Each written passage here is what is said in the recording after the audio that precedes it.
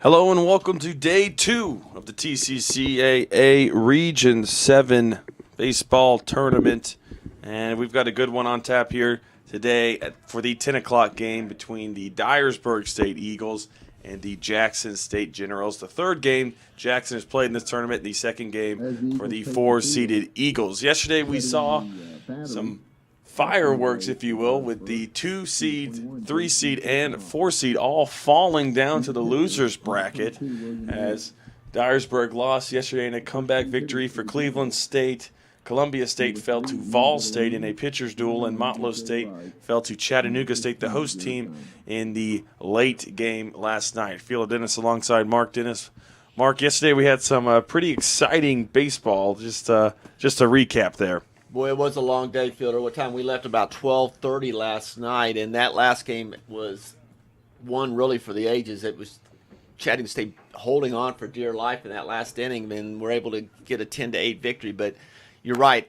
A lot of the higher seeds are back down here in the losers bracket playing this morning for their lives. One of these teams today, Dyersburg State, had a tough loss against Cleveland State yesterday morning, and so they're going to try to rebound against the Jackson State team that's hot. It's when they won the play-in game and were unfortunately lost yesterday, but they played well. But they've got 2 games under their belt, so they're going to try to catch Dyersburg State kind of on the downside. Hopefully the Eagles have rebounded and are ready to go here. And we'll get to the Jackson State Generals. Leading off, number 3, the second baseman, Ian Bibaloni. Batting second, number 9, the third baseman, DJ Wright. Batting third, number 15, Garrett Guyman. He's playing right field. Batting fourth, Donnell Bailey, the left fielder. He's number 33. Batting fifth, number 13, Joss France. He's the designated hitter today. Batting sixth, number 7, Mike Kahn, playing center field. Batting seventh will be Will Harris, the first baseman. Batting eighth, Griffin Allen, the catcher. Batting ninth, Bailey Etheridge. And that is the Jackson State Generals lineup for the day, with Bibaloni coming up to the plate.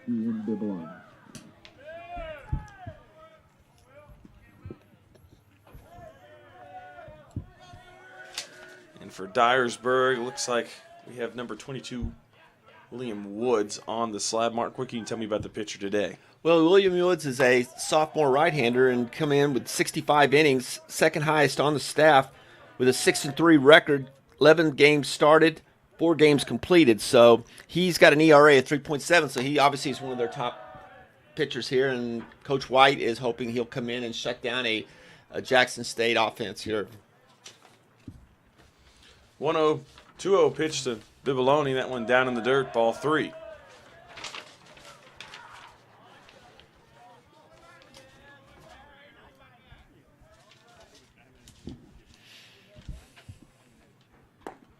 That went in there, get me over fastball, strike 1.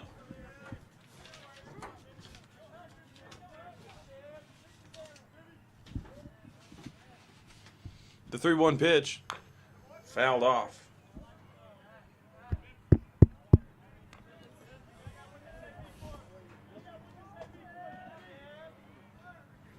So a 3-2 count, full count from William Woods to second baseman Ian Bibaloni. He's got a lot of speed leading off for his teams. 52 hits on the season, 18 doubles, 9 stolen bases. Outside, leadoff walk. So Jackson's in business here as they draw the leadoff walk with Bibaloni.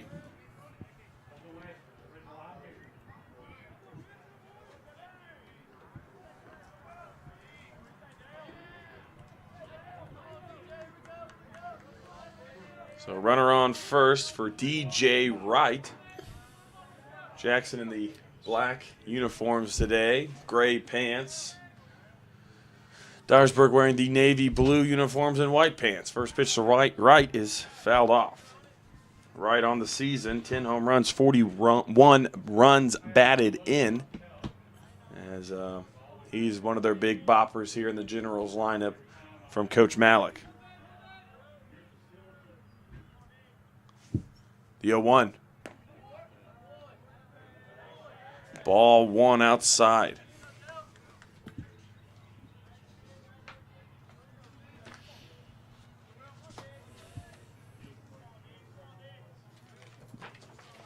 So Woods eyeing the runner on first and Bibaloni. The 1-1 pitch. Ground ball, check swung, foul. DJ Wright, a native of Murfreesboro, Tennessee, right in the middle portion of the state, home of Middle Tennessee State University. A lot of solid high school baseball in that area, Blackman and a couple other high schools. Swing and a miss there for DJ Wright, strike 3.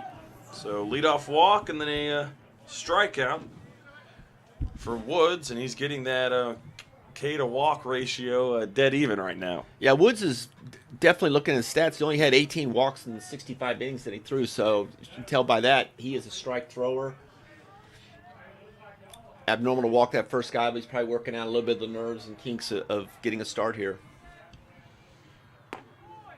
First pitch to Guyman on the outside corner, strike 1. Guyman's got 36 RBIs on the season, and you're talking about a Dyersburg team who's the 4 seed coming in, loses to Cleveland, had a 6-1 lead, and then gave it away in the end of the game, losing 7-6. And this Dyersburg team is the 4 seed, won the conference tournament the past 2 years, and they're not your typical 4 seed.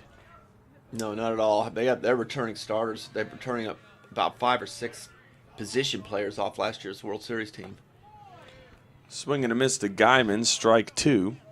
And you know Coach White wants to get his guys a W under their belt moving forward in the tournament. Same for Coach Malik and the Jackson Generals as they're looking to wreak some havoc with the swinging the bat as well. They've already played, as we said, 2 games in this tournament. Ground ball rolled over to third baseman. That's going to get out of play.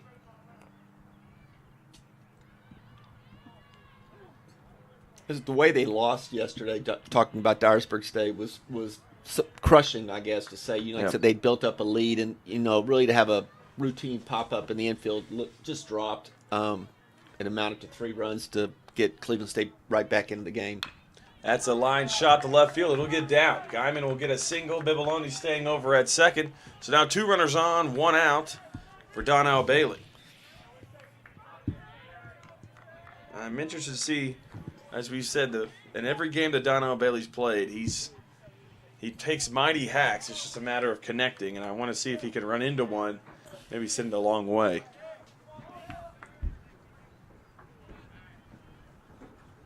Bailey on the season, 2nd on the team in triples with 3, hitting at a .326 average on the season for the Generals. Woods from the stretch delivers. High fastball taken for ball 1. For Jackson. Number 33, Donnell Bailey.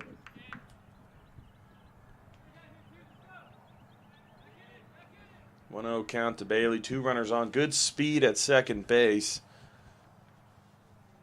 McCutcheon thinking about going over the 1-0. Swung on and missed. Fouled back into the mid. Strike 1.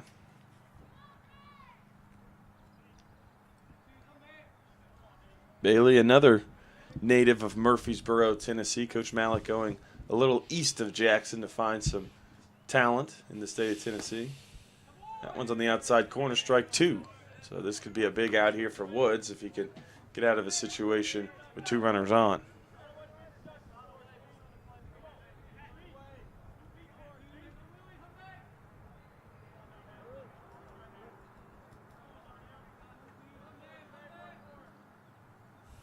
The 1-2. Ground ball to second baseman. Dees fields it cleanly. Throws over to second in time. Over to first. Double play. Just how they drew it up for the Eagles. So we'll head to the bottom of the first inning. Jackson strands 1 runner on. And we'll have the Eagles coming up to the plate.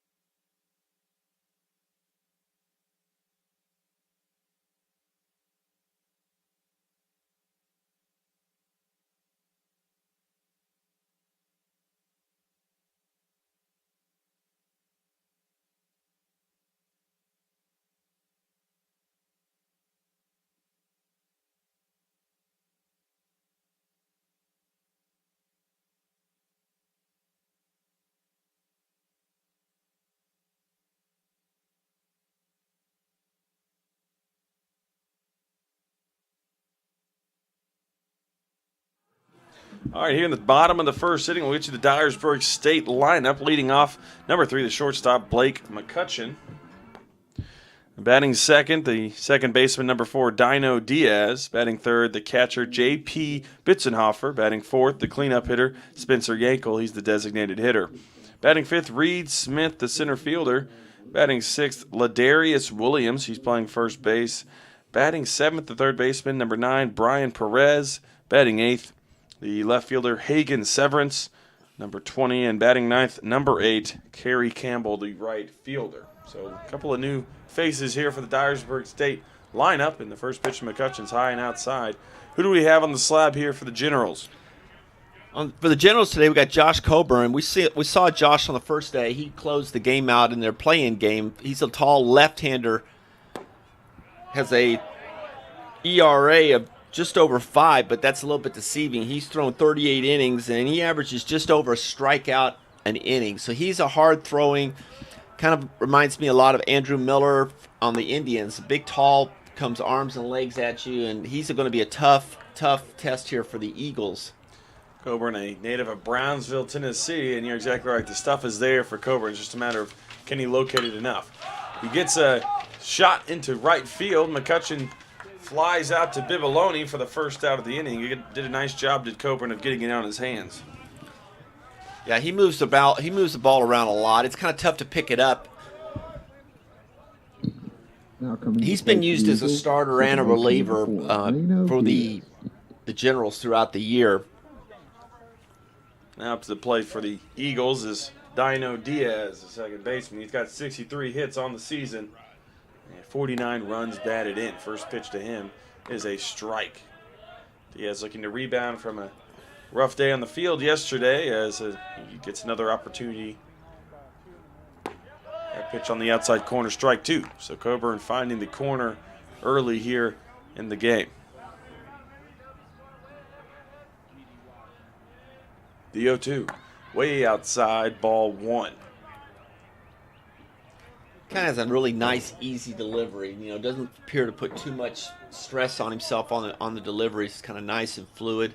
And then all of a sudden that ball pops right out of his hand. We saw yesterday Dyersburg State having trouble catching up with the Greg Ty 12-6 curveball for Cleveland State. He did a great job in relief. That one's dribbled over to the first baseman. Harris fields it and runs over to first. Nice play by the first baseman. I'll bring up the catcher today, J.P. Bitzenhofer. In previous games, he's been playing right field. Today, he's behind the plate. Made some nice catches out in right field.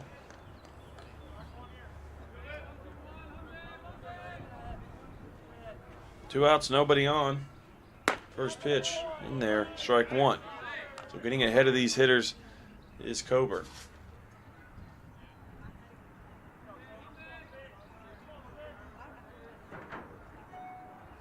That one there too, strike 2. So Coburn's pounding the zone. The Eagles have to respond.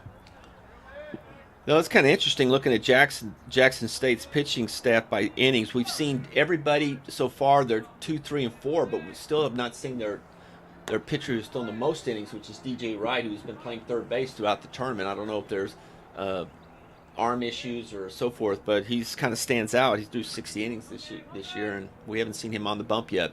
The 1-2, ground ball to shortstop. Fielded cleanly by Etheridge, throws over to first. Gets the dig by Harris, and that'll end the inning. So Dyersburg goes down in order, and we'll head to the top of the second inning. Your score still 0-0.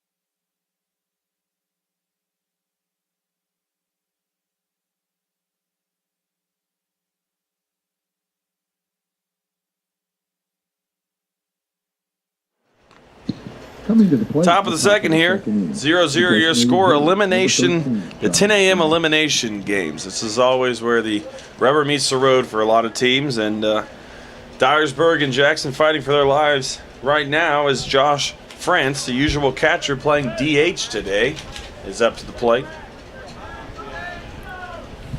On the season, France hitting at a 160 clip. That one's hitting the center field. That could be trouble. Tailing. And nice diving catch by the Dyersburg State center fielder. That'll be Reed Smith, a spectacular play. That's not the first time we've seen Reed Smith make a great catch. Boy, he tracked that all the way. We were following that ball, and that was going away from him off the left-handed bat, and he really had to go. Man, he must have gone about 40 yards to get that. I mean, outstanding effort. That's a Sports Center shot right there. That'll wake you up at the 10 a.m. game. Nice catch by Reed Smith. Mike Kahn up to the plate, the center fielder. He takes a strike. So maybe that'll get the juices flowing in the Dyersburg State dugout as they came out a little flat offensively in the first inning.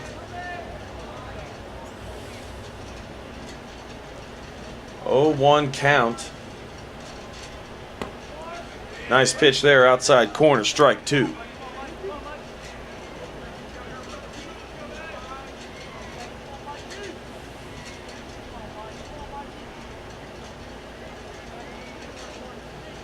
The 0-2 pitch. Way inside, ball one. Kahn on the year hitting with an average of 303, 28 walks. So he's close to the, he leads the team in walks. High fly ball back to Smith. And he reels it in, 2 outs. So the ball will find you quite frequently out here, and Reed Smith doing a nice job of tracking them down.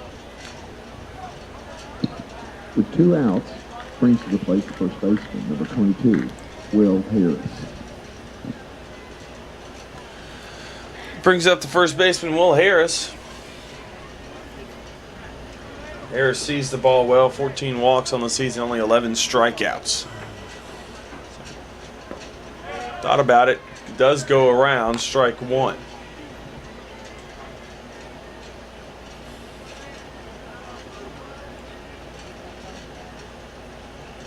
1 count, 2 outs, nobody on. Outside corner, ball one.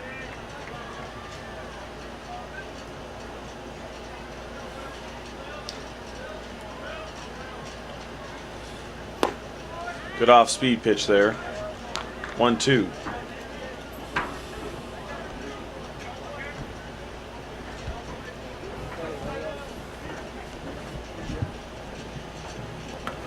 .55-footer and then hops to the screen. 2-2 count.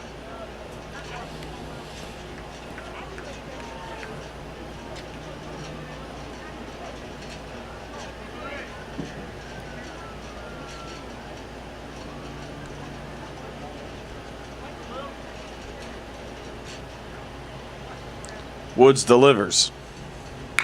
Fouled it off.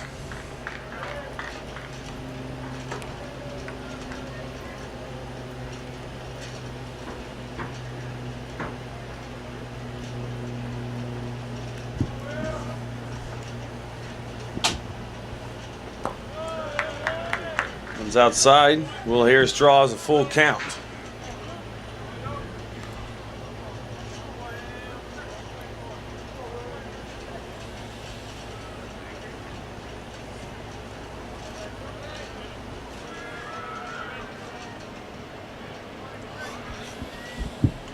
Payoff pitch.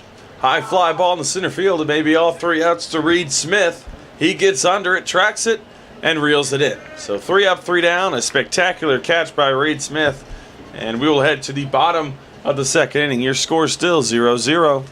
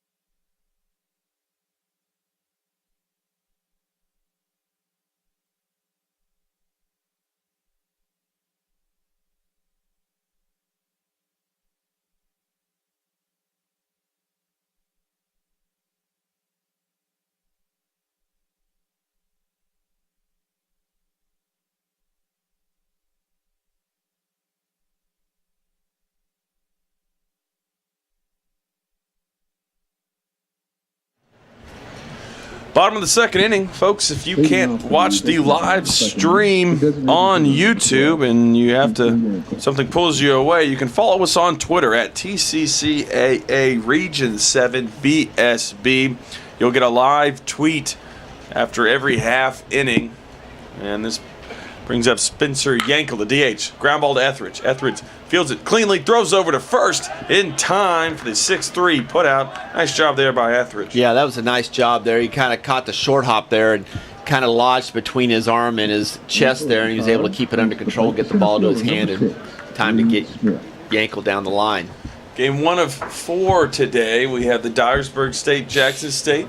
We have game 2 at 1 o'clock will be Columbia State at Motlow State. And he squares up the bunt. That's a good bunt by Reed Smith. Right fields it cleanly, doesn't even make a throw. Nice job there by Reed Smith. A couple of spectacular plays early for him. Well, he's definitely shown that he got out of bed and he was ready to play as soon as we turned the lights on. So, fortunately for Dyersburg.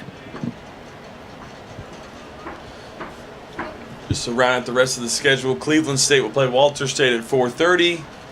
And at 7:30, Vol State will play the host team, Chattanooga State, for the late game. Those times are TBD right now. That's what the schedule is shooting for. First pitch to Ladarius Williams is a strike. We saw Williams hit a couple singles yesterday. Smith on first base. Takes off. He's in a rundown. Play at second base. They're not going to get him. See, that was a play we talked about yesterday, or last night we were talking about with the Chattanooga State left-hander, and that's what Reed Smith did. He went off first movement, and by the time the first baseman gets the ball, Smith's got good speed anyway. He's over 3/4 down the line. It's really almost impossible. I mean, Harris would have had to have an absolutely perfect throw to second to get him. Reed Smith does have 15 stolen bases on the season. Was not caught all year stealing. So now runner in scoring position, 1 out. Darius Williams fouls that one off to the tennis courts. 0-2 the count, 1 out, 1 runner on second. That's Reed Smith. Good speed. If Williams can get a ball in play here, potentially score a run. Got a couple of plays at the plate already in the tournament. The 0-2. Good pitch there. Strike 3. He pulls the string, and the left-handed hitter goes down. That's a big out. Yeah, caught him with this curveball that caught the inside corner, and Williams just gave up on it. Didn't think it was going to come back in, and I think it just caught right on the inside and rang him up. Brings up number 9, third baseman Brian Perez. We saw Perez yesterday come in and help relieve Bryce O'Brien at third base as he went to the mound. First pitch to Perez is low. O'Brien not in the lineup today. As Perez on the season had a .346 average. The 1-0 ground ball towards third base. Almost snagged by the Dyersburg State third base coach, but still foul. So a 1-1 count.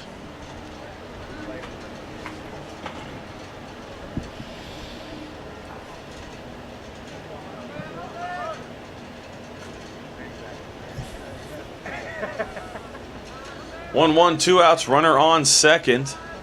Reed dancing back and forth. Thought about going around, does not. 2-1. Good eye there.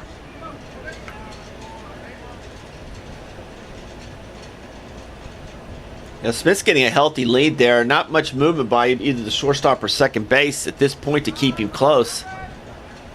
That's a healthy lead right there. Floats an off-speed pitch. That's a bit high. 3-1. A hitter's count for Perez. And he may be swinging for a gap. You ought to be pretty smart then. Well, it's the post-game interviews after games are what they're a little taxing. Depends on if pitcher's good day or bad day. I don't know how he got so smart. You know what I always say about him? He's that proverbial old statement that if you fire into an outhouse comes in and brand new suit. The hitter's count pitch. Ball 4. So a drawn walk by Perez, and now Coburn's got 2 runners on, and Hagen Severance at the plate. He's playing left field today. Severance on the season, 6 doubles to his name, 2 home runs, 20 runs batted in, and hit a .260 average.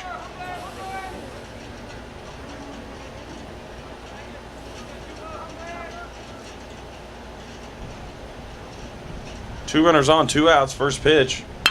Hitting to center field on the button. Backtracking it is Kahn, and he reels it in. He hits it hard, does Severance, but not enough to get down, and Kahn makes the play. So Dyersburg State leaves 2 runners on, and we'll head to the top of the 3rd inning. Still your score, 0-0. Concludes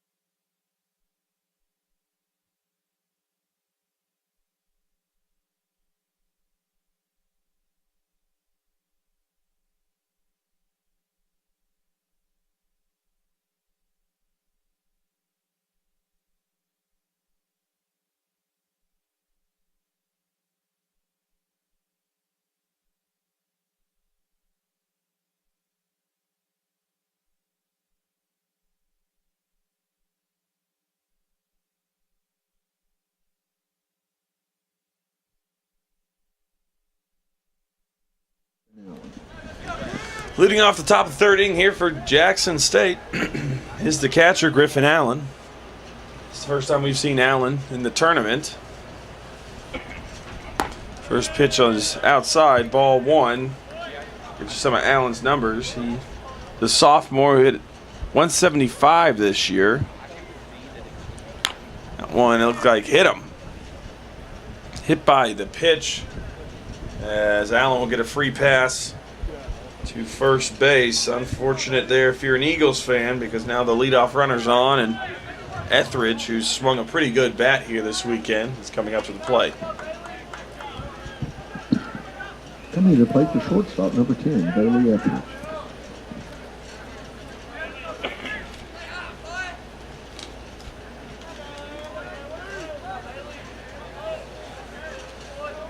It's an interesting delivery from Woods on the mound. He kind of opens up and then closes. Scores a bunt, can't get it down. Not a great attempt there. That's a tough one to bunt as it's fouled off. So a little small ball here drawn up by the Generals. Coach Malik wanting to get his guys in motion. Now Woods has got, as you mentioned, a 3-quarter. Kind of throws across his body, so it's really tough on a right-hander to find a ball out of his hand. First off, the 0-1 squares the bunt again, can't get it down. Foul ball. Etheridge upset with himself. And they knew that he was going to bunt, so Coach White delivers an outside pitch. we talk about the little things in baseball, and especially now in these losers games. You know, this thing could be decided when you have 2, looks like pretty strong pitchers. Execution. The 0-2 pitch to Etheridge. Way outside, ball 1. So which team will do better at the execution side of baseball and have more opportunities to do so? That's going to be the difference in today's game. The 1-2. Ground ball, Diaz, tailor-made double play, over to second for 1, to first, 2. So the Generals go from potentially getting a bunt down and moving the runner over to now a double play, and they're back to the leadoff hitter. Following the double play, now brings to the plate second baseman number 3. So Ian Bibiloni up to the plate. Drew a walk last time he was up.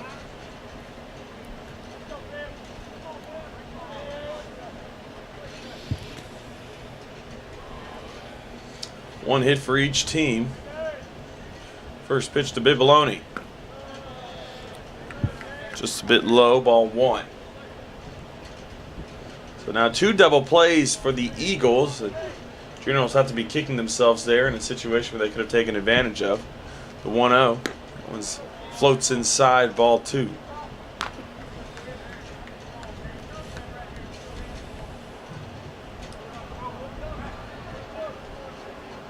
Two and 0. High fly ball. That's getting fouled, heading towards the parking lot.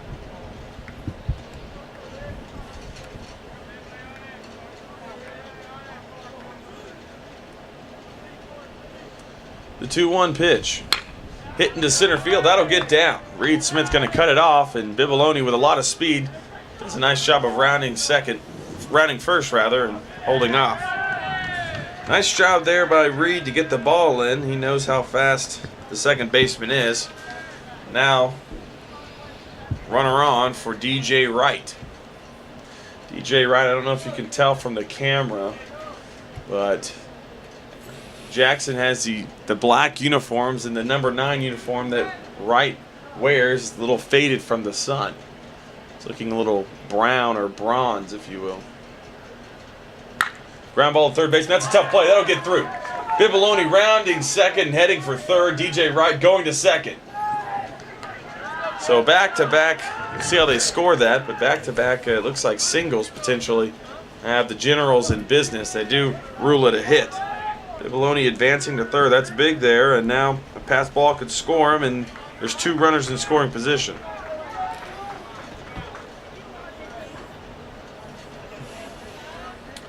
Garrett Guyman at the plate. He singled last time up and was thrown out at second base. So Woods trying to get out of this jam. Got the big double play, but then back-to-back hits. Now have the Generals in striking position.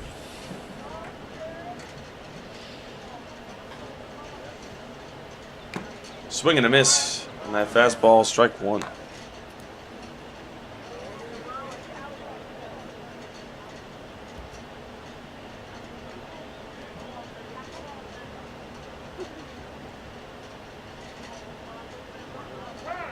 Time called by Guyman, as Woods is yet to move.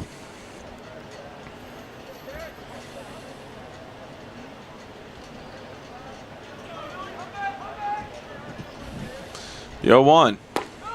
Good pitch there, strike 2. Yeah, Woods is working the outside part of the plate right now. Guyman's steps a little bit towards third, so he is really open to the outside part of the plate. 0-2 pitch from Woods. Way outside, ball 1. Yeah, that was a good spot there off the outside, but no chance of Guyman being able to put the bat on that ball at all. So see if they go back to that location. The 1-2 pitch from Woods. Outside corner, he got him. Strike 3 called. Guyman not in love with the call, and we will head to the bottom of the 3rd inning. So the Eagles get around 2 runners in scoring position to end the inning. 0-0 your score. Eagles coming up to the plate.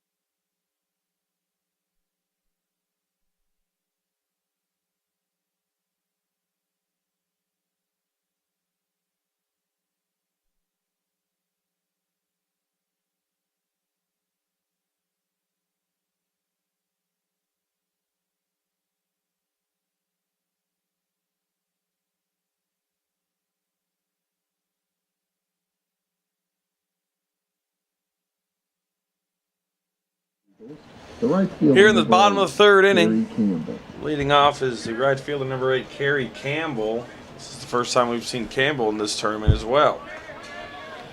On the season, just a freshman, hitting .283 with a .500 on-base percentage. Squares the bunt, pulls it back. Coburn throws that one high and outside. Campbell does have 4 stolen bases on the season. One outside, ball 2. Yeah, Coach White's loading his lineup with as many right-handers as he can. Still has a couple left-handers that are strategic that he has to have in the lineup, but imagine this is an example of a guy that's, like I said, matches up good against Coburn. 2-1, that one in the strike zone for a 2-1 count. Campbell gets another ball. So he's in a hitter's count here, his first at-bat in the tournament. He's got no batting gloves on, but 2 pairs of batting gloves in his back pockets. Ground ball to second baseman. That's a tough play. Bibaloni slides to his left, makes it, throws it in time. He gets him. Nice play there by Bibaloni to get the speedy Campbell at first.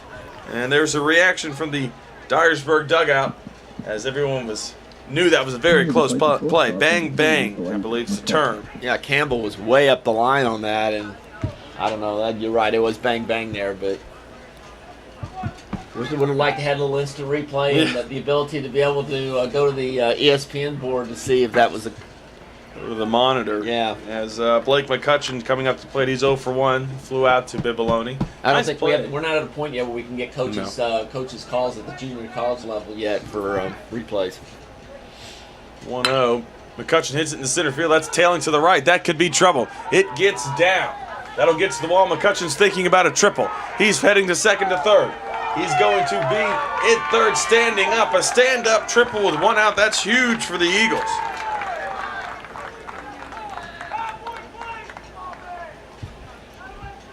Yeah, that ball was in the alley between right center field, and with McCutcheon's speed, that really was pretty much an automatic triple. You could tell he was going off the turn at first. Man, he was in full gear.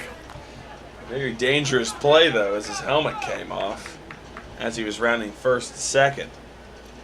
So that'll bring up Dino Diaz. Diaz 0 for 1 with a ground ball to the first baseman.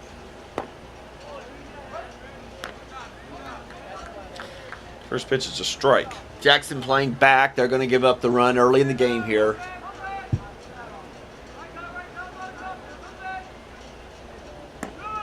Ooh, on the outside, ball 1. Nice pitch there. Tried to tantalize at a curveball on the outside part of the plate, but umpire didn't see it coming that way, so.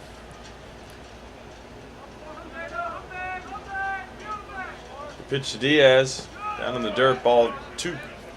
Dano Diaz now in the 2-1 count, 1 out, 1 runner on third base. So the sac fly potential is here for the Eagles. It's just a matter of can they make contact.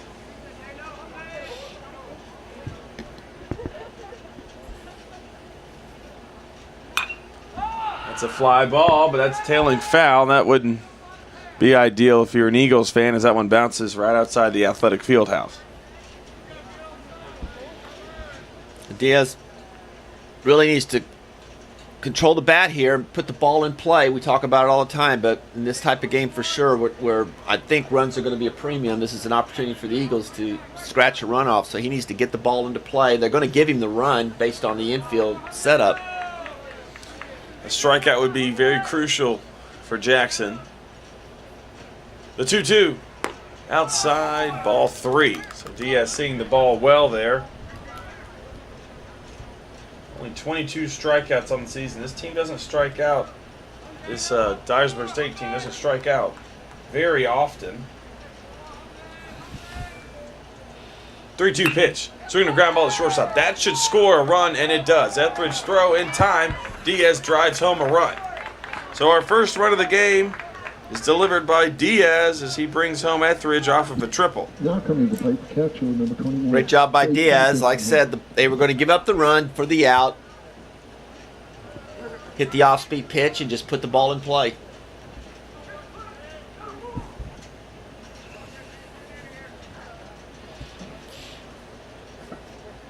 That'll bring up the catcher, J.P. Bitzenhofer.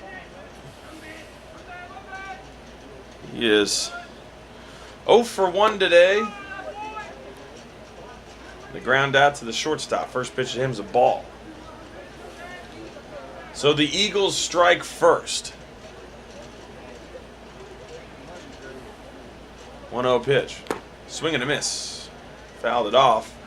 Strike one.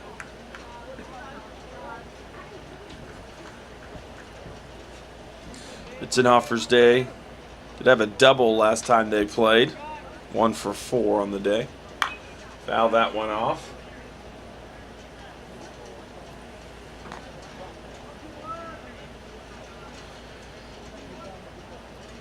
One-two count, 2 outs, nobody on. Only 2 hits for the Eagles today, but 1 run. That one's hit into the gap. Could it get down? It will not. I'll be reeled in by Guyman, and we head to the top of the 4th inning.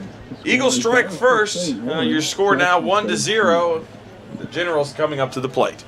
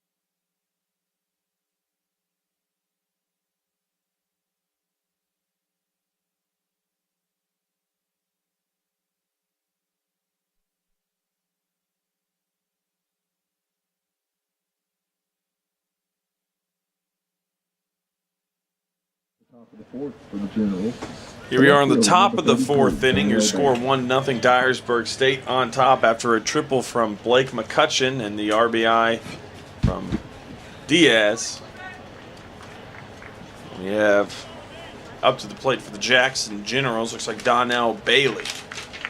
Bailey on the afternoon grounded into a double play. One of the 2 Jackson has been caught in. First pitch is a ball.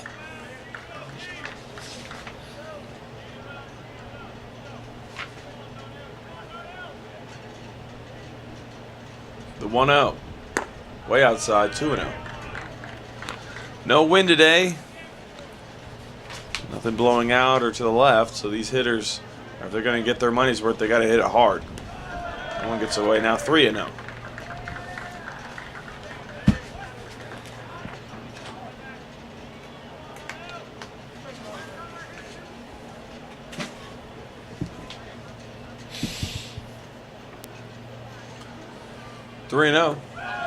Ball 4, 4 straight pitches, 4 straight balls. Leadoff walk brings the plate to I bring up Josh France, DH. flew out to the center field last time up. One of the 3 hitters in a row to fly out to Reed Smith. His at-bat was the diving catch. So Bailey on first base.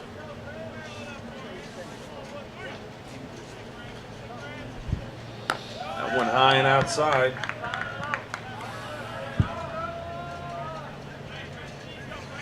Generals looking to avoid the double play. They've hit into 2 thus far today. As we call time, and first baseman and catcher want to get on the same page as the pitcher.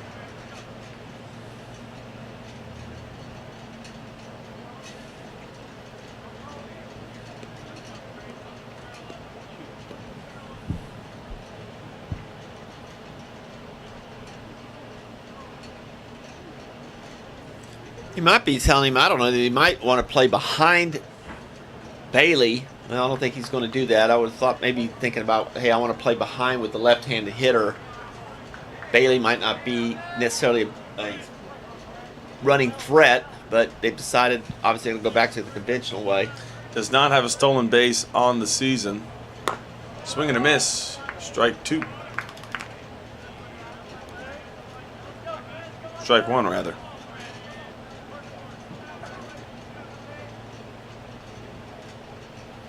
So a 1-1 count to the DH. Hit up the middle, that'll get down. Donnell Bailey going from first, looking to third. He's on his horse over to third. There will not be a play. So runners on the corner, nobody out. France gives his team an opportunity here, as now they're in business offensively. Yeah, nice job of hitting there. And good job by Bailey to take that extra base. He was committed all the way going. He runs rather well. I mean, he looks at, he's up, you know, he's one of those guys we've been watching for the last 2 days. I mean, he's athletic, big body, and so I'm not really surprised he's got good speed.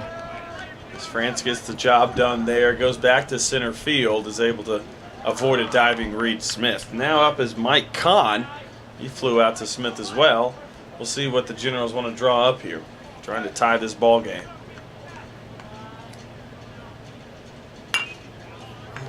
That one's foul to the tennis courts. Wonder how many of those balls from last night late in the darkness over there that they were able to retrieve back. We've seen ask the groundskeeping crew this morning about that. I'm willing to bet very few. That one's outside, ball 1. Dyersburg's playing back just like similar to Jackson last inning. Middle infielders are back, so they're going to go for 2, get 2 outs forward and give up the run. So corners are in. Woods trying to get out of a jam here. The first out's always the most crucial. Ground ball to first base. Williams fields it cleanly, throws over. High throw. McCutcheon makes a play. Here's a play at the plate. The throw is there. In time, it looks like, as it's an out. What a play there by Dyersburg State to get 2 outs. Not your conventional double play. That was a kind of a soft throw by Williams to second. It was high. McCutcheon was able to get it, and then Bailey committed to going once he saw that, and McCutcheon heads up. Well, I saw the runner heading and made a nice throw there and for the tag, but you're right, it was not the cleanest Interesting play there. Bailey, yeah, like you said, went late. I guess once he saw the shoulders turn of Williams to second base, he took off, but McCutcheon's strong throw got him in time. The runner's going to second. JP's throw is not in time. McCutcheon makes a nice catch. So Will Harris up, and Mike Kahn swipes second base. And they're testing this catcher here early. Bitzenhofer's first game catching here in the tournament.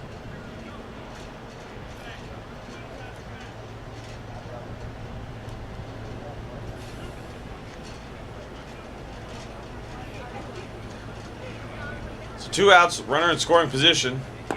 Harris takes one for a strike, 1-1. Just an unfortunate situation for the Generals there. He had a runner on third and unable to bring him in with nobody out. Still have a runner in scoring position here, though. Base hit will score him. I think Bailey kind of waited a little bit too long to make his break home. I think once he saw that Williams was going to throw to second base. He should have taken off.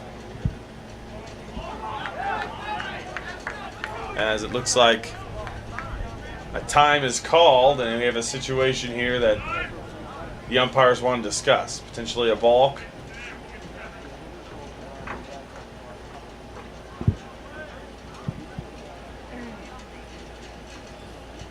Not entirely sure what's going on. We were having to direct traffic as people were coming to the door. I didn't even see that. I didn't even see how. I didn't either. Maybe looks like it was a question of maybe a balk by Woods.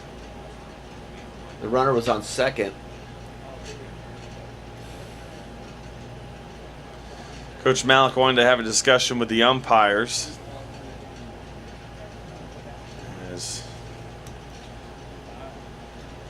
Looks like Kahn's going back to second base.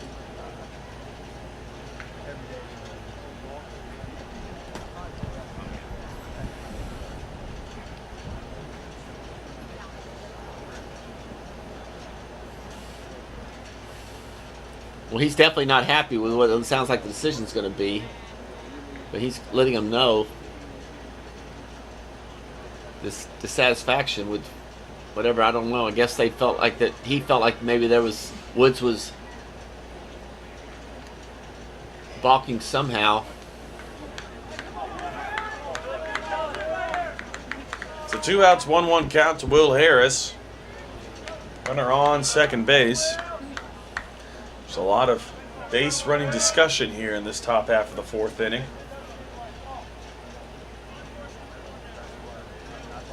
One. Swing and a miss. Fouled it off. Strike 2.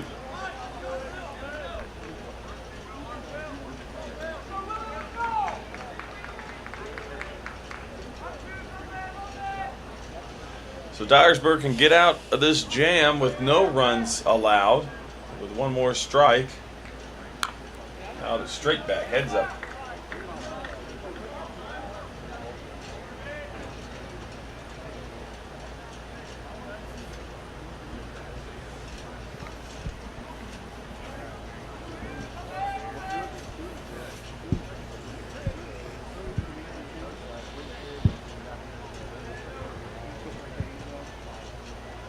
The 1-2 count, way outside. Tried to get him to chase. 2-2.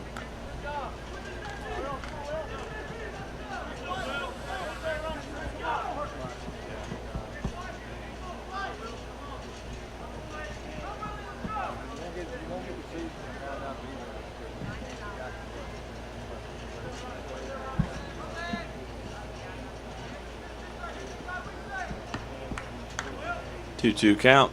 That gets away from the catcher. Kahn will get to third. And now we have a runner on third base with a full count. How big does that balk call seem now? That could be potentially a run. Yeah, definitely. Pressure now on the catcher again to keep the ball in front of him. Don't want to give a free run here with 2 outs. Payoff pitch. Hits it to center field. That's a tough play for Reed Smith. Will it get down? It does. It gets in the Bermuda Triangle, and the Jackson Generals have tied this game.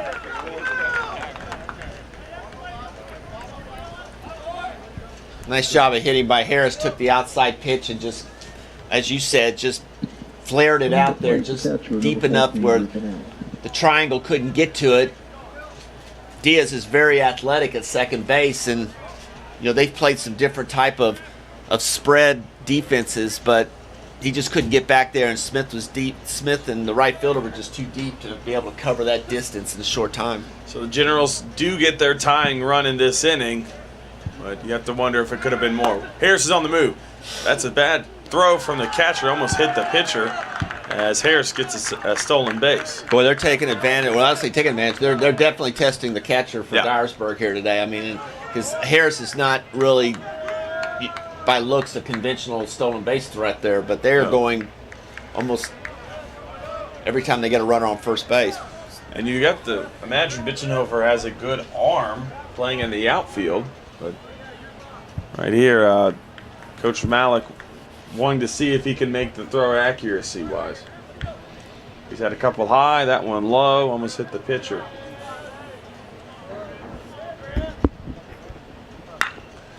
That'll get through. Here comes Harris around third. We could have a play at the plate. The throw is in. Cut off. Not in time. Will Harris scores. These stolen bases are starting to add up. Boy, the coaching staff for Dyersburg is really upset with Perez for cutting that ball off. It would have been close, but he cut it off and absolutely stopped any chance of getting him there. That ball looked like it was kind of on line. They were not happy with the cut, but doesn't make a difference now. Run scored. Griffin Allen with the RBI. Will Harris swiping a bag to get in scoring position and then taking advantage by scoring on the base hit.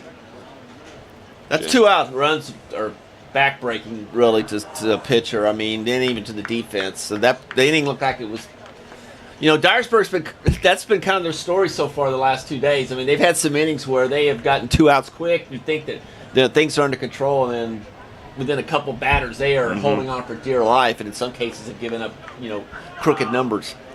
And you saw at the beginning of this inning, they had the runners on the corners, and then the runners thrown out at home plate, and you think that the Dyersburg's going to get out of this without surrendering a run, and next thing you know, a couple hits lead to, and it's a couple stolen bases leads to a 2-0 lead for Jackson. I wouldn't be surprised to see a pitch out here. I mean, let's see if he takes off on the first pitch. They've been super aggressive now, and as a coach, I might think about going pitch out and gambling that they're going to take off on this pitch and give Bitzenhofer a chance for a clean throw. First pitch of the count. Healthy lead. That's the catcher, Griffin Allen. Well, we saw the first baseman already try and swipe it back. Here he goes. The throwdown. In time, and it gets away from McCutcheon. He's unable to make a pick, and that's another stolen base. Well, he had a good pitch. He caught the ball clean, and really it wasn't a huge jump. He just was short hop to shortstop, and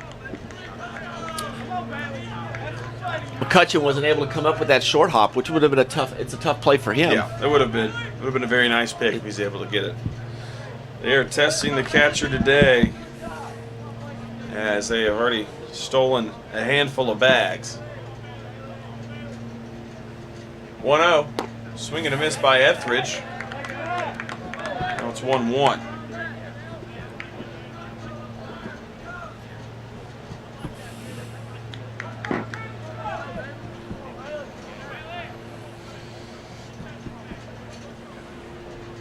One pitch to Bailey Etheridge. Strike on the outside corner. 1-2. As a team, Jackson only has 16 stolen bases, 31 stolen bases rather, and 16 caught stealing, so they get caught more than half the time, but today they're aggressive and testing some arms. Count goes even at 2 apiece. Yeah, I mean, they've only got 9 stolen bases in the conference. Wow. So, I mean, they're the bottom of the barrel there with the conference, so this is... 2-2 pitches hitting to the left field. Nice catch there by Severance, as Severance gets some action out in left field. So damage done by the Jackson Generals, and we'll head to the bottom of the 4th inning. 2-1 your score. Jackson on top.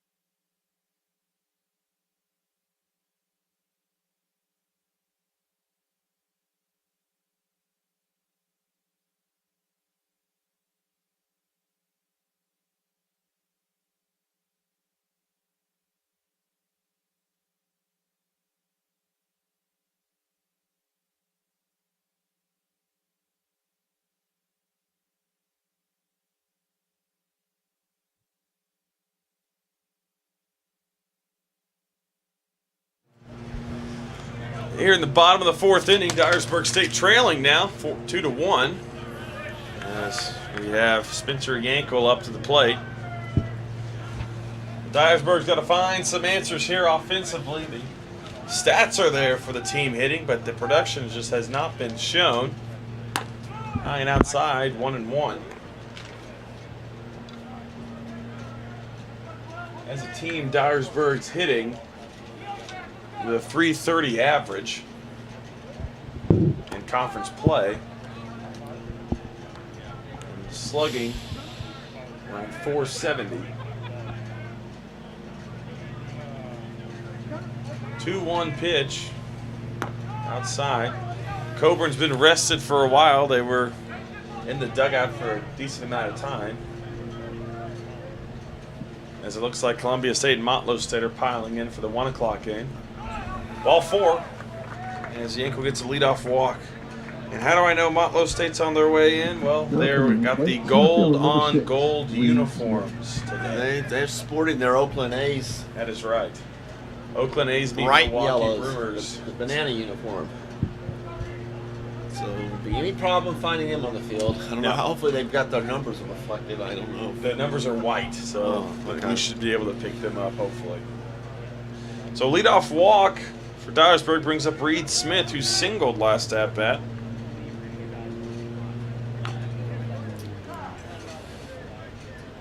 That pitch looked like squared around to get a bunt and unable to get it down in fair territory.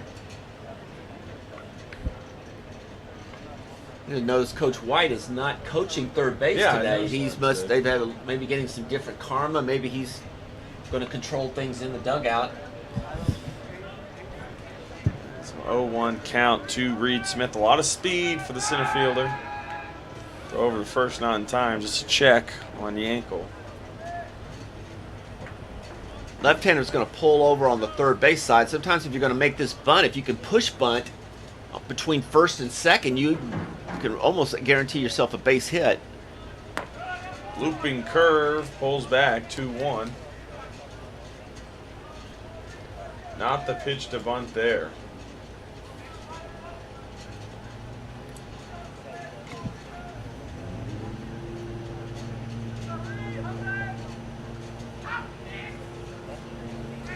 As we have the mower going in the background.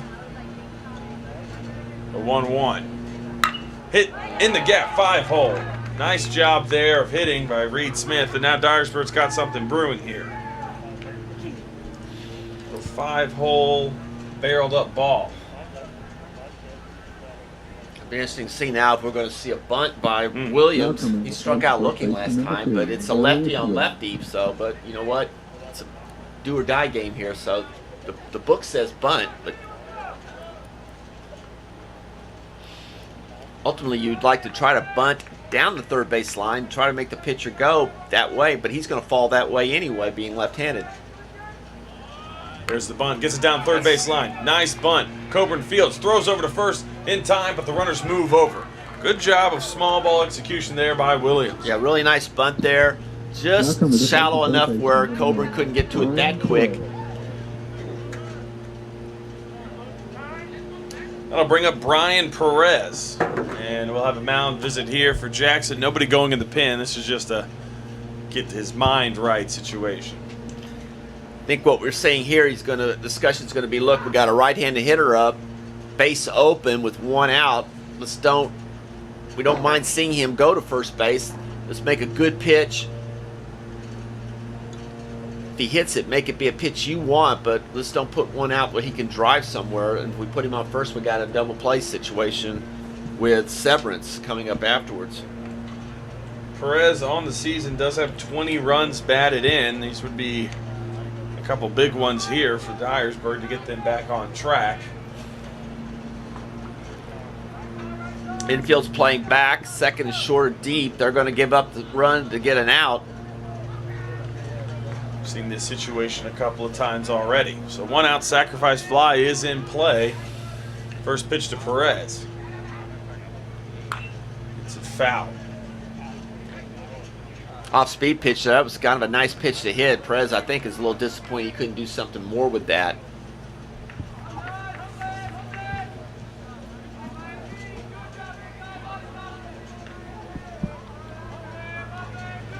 0-1 count to Perez. Coburn delivers. Good pitch, strike 2. So big at bat here by Perez. As you don't want to get down 2 outs with 2 runners on. That's tougher of a situation for a hitter.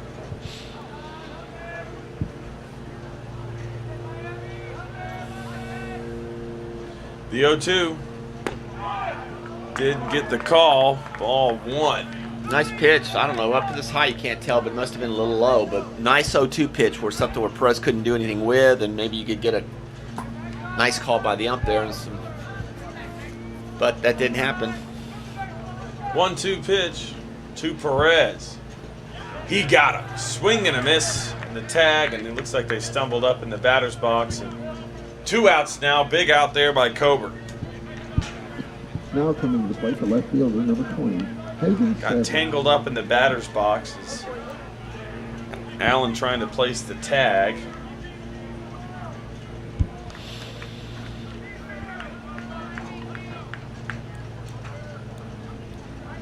That'll bring up Hagen Severance. Severance hit it hard last time. Flew out to the left. Or center, rather. It's a strike.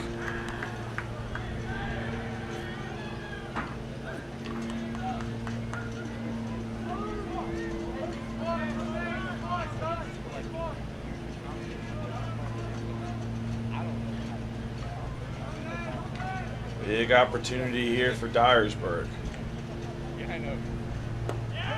Another good pitch, strike 2.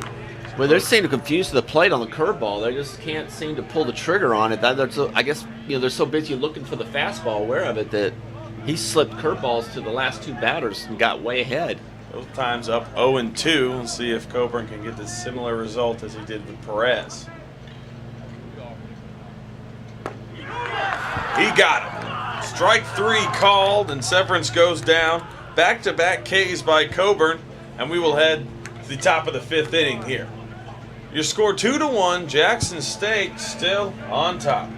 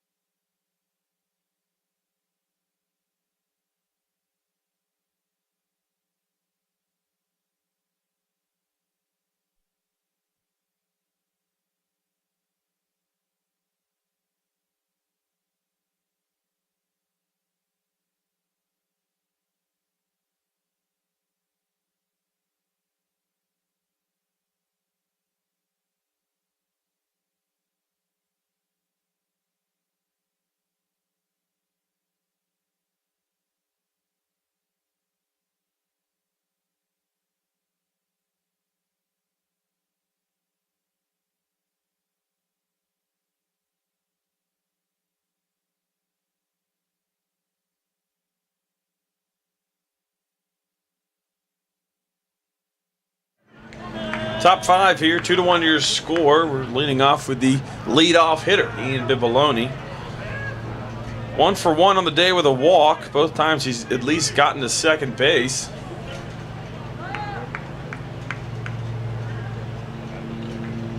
First pitch to him, it's low, ball 1. Dyersburg's got to make sure they keep this game in striking distance. Don't let it get out of hand. The 1-0. Outside ball 2.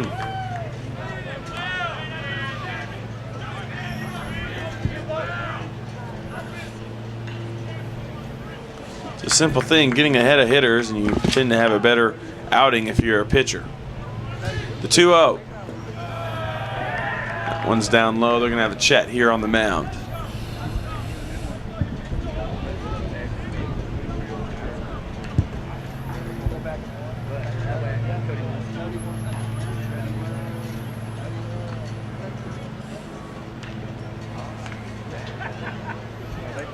So a 3-0 count. Looks like there's some warm-up action over in the Dyersburg State pen. A couple guys running out there. 3-0 pitch. Strike one. Get me over fastball.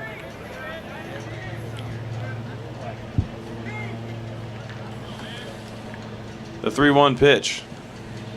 Swing and a miss. Back in this game. Back in this count, rather. 3-2.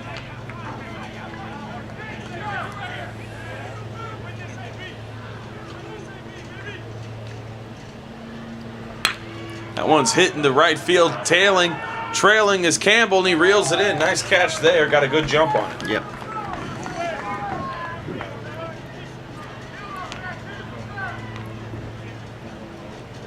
I'm kind of sensing a little bit of frustration from Dyersburg's side, especially on the last two batters. The bench is getting a little bit testy. You can tell some of the body language from the hitters. It's been a frustrating tournament for them so far, obviously, but they've run into a tough left-hander here, and we're going to find out a little bit about Dyersburg here, I think, in the next couple of innings about really how they're going to continue here in the tournament or not. DJ right at the plate, he fouls one off. Dyersburg waiting for something to go their way in this game, at least offensively speaking. The 0-1. 9 outside, ball one.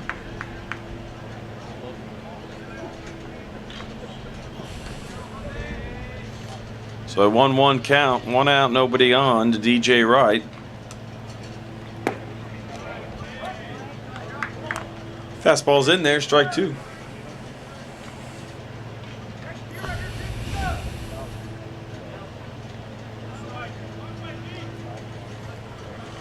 One, two, the count.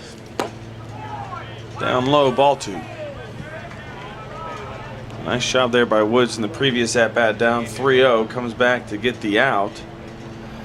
It's a pretty big at-bat right there for William Woods. Swing and a miss. He got him strike three. So Wright goes down on strike second time today.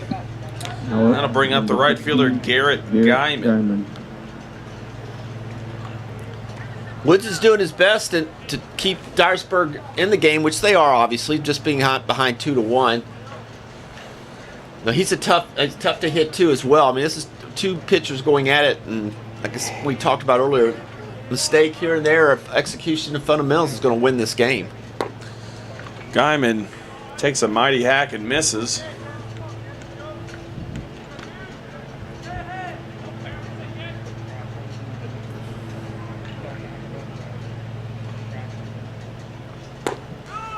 A good pitch there, a little low, ball one. Looks like a nice pitch there.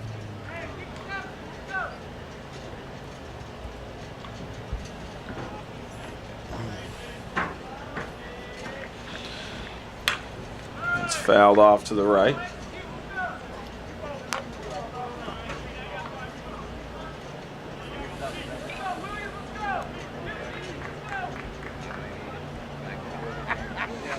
One-two count to Garrett Guyman. Outside, evens the count at 2.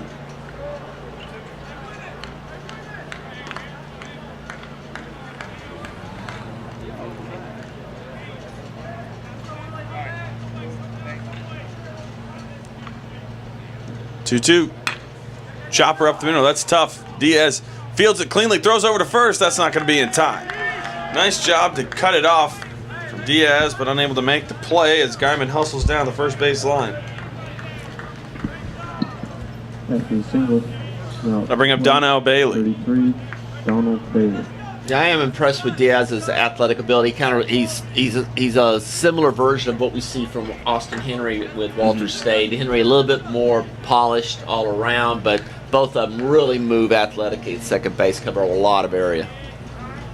And it looks like Coach White is coming out to talk to his pitcher,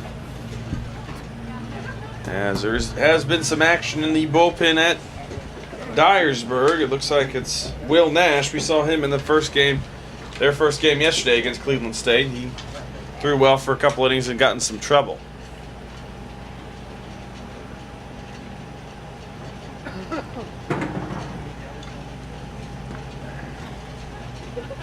Coach White wanting to make sure everyone's on the same page here at this at-bat, a crucial one at that. Doesn't want this league to stretch any more than one, especially being the home team.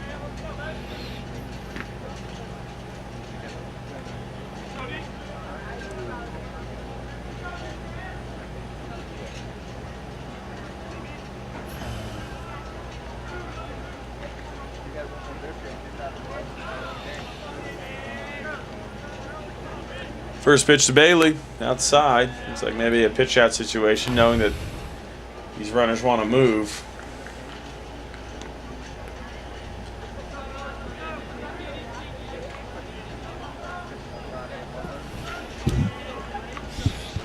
One-0 pitch to Bailey.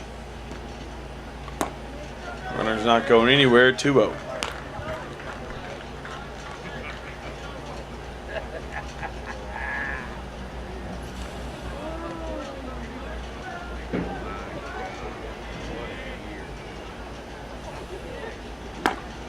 Pitch looked pretty good, a little high, 3-0.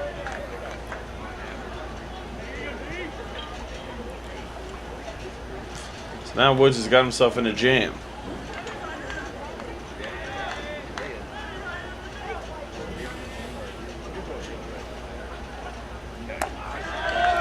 That's ball 4. So he walks Bailey on 4 pitches, moving the runner to second, and now it'll bring up Josh France. He's hit the ball pretty hard today.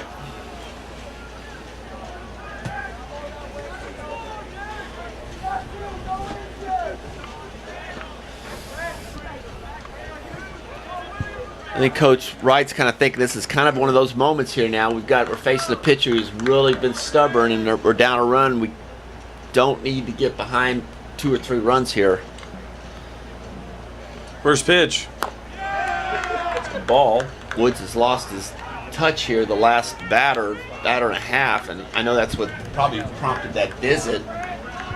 I'm sure they're trying to stall a little bit of time here to give Nash a little bit more time to warm up, but I'm sure he's ready by now. When you figure he's been out there for a couple of batters now, and I don't know about what the pitch count is. I mean, we're in the 5th inning. I mean, he's had a couple quick innings, so I mean, I don't think it's laboring too much. He's just the margin of error is so small now. Yeah, it's rather slim, and he's got to make a couple pitches here to get out of it.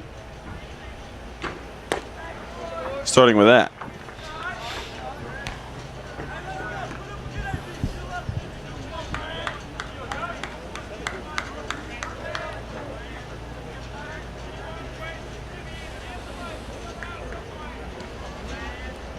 One count to France, and that one's down in the dirt.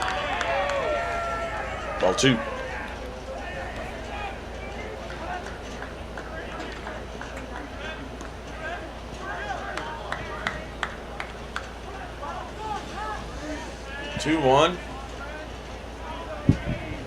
No base running thus far. That one's outside, 3-1. Now hitters count with 2 runners on to DH.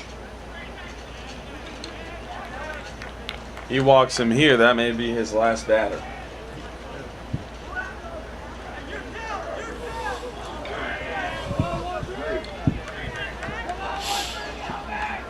Three-one pitch.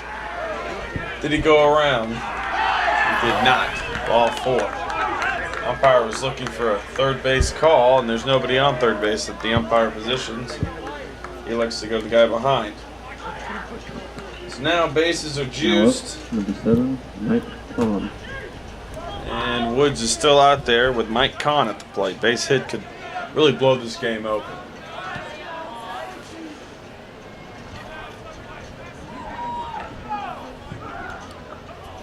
Infield's back, looking for that last out, as they call time.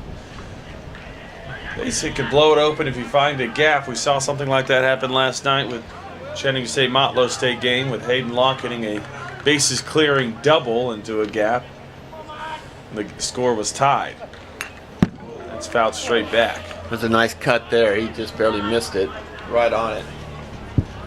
Those are the kind of at-bats that really shape how this tournament's going for teams, if you're able to execute when you're given the opportunities. Jackson State is, they came in as an 8th seed, which is deceptive. I mean, they're a much better team. History is not as an 8th seed coming in, and they ran into Walters yesterday, and they competed with them. Walters just had more.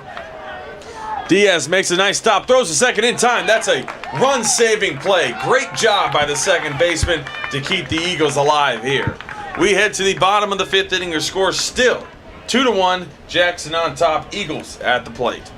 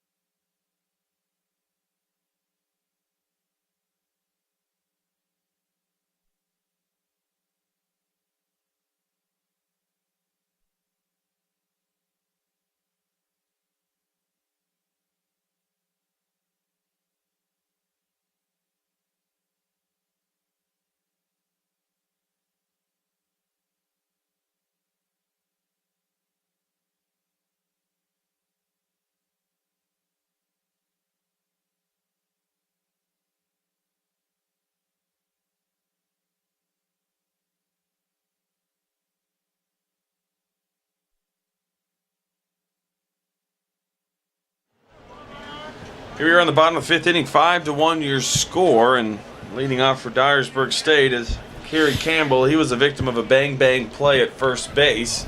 Nice job by Vibaloni to field it relatively clean and throw it over in time. So Kerry Campbell getting his second at-bat of the day. Coburn on the hill. He took a break 2 innings ago. That was pretty significant. Now this past inning, he sat probably a little longer than that last one. So we'll see how he responds.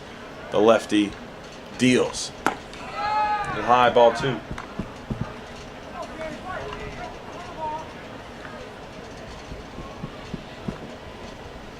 So a 2-0 count to Kerry Campbell. Outside corner, strike 1. I find it funny, with all those batting gloves in his back pocket, Kerry Campbell bats with no batting gloves. I was going to say, we have to interview him after the game and ask him who his favorite ball player is, I'm sure. That one's outside now, a hitter's count for Campbell. Old school, you got to respect it.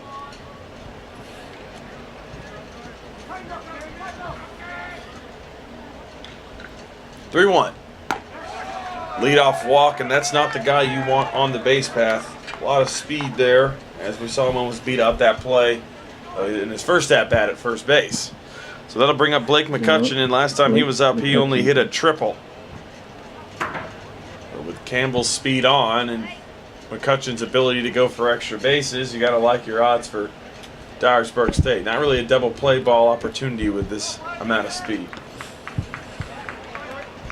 It's going to be up to Coburn to do his best to keep him close at first base.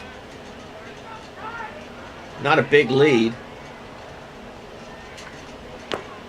Good pitch there, inside. Strike 1. A little bit of activity in the Jackson State bullpen. Another lefty warming up. Number 25. Looks like Spencer Woods. Runner's going. Looked like he tried to square around the bunt. Does not pull it back in time. Now it's an 0-2 count. Campbell does end up at second base. Looks like he didn't get a piece of it. And so Campbell now in scoring position after the stolen base from the ball that got away from the catcher. Boy, now Eagles need to move this runner over to third base, get him in scoring position. I know McCutcheon's aggressive and, you know, is capable of doing big things with the bat, so worst case he wants to hit the ball hard to the right side of the infield. Lofts it up in the center field. That's going to be a tough play for Kahn. And the left fielder makes a play. Donnell Bailey running in out of nowhere, dives and makes a spectacular catch for the first out of the inning. Great job there. Well, that was a nice play by Bailey. He really went and got it.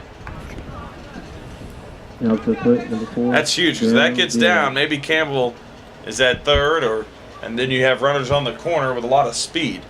That brings up Diaz, the second baseman who helped the Eagles out by getting out of a bases-loaded jam last half inning.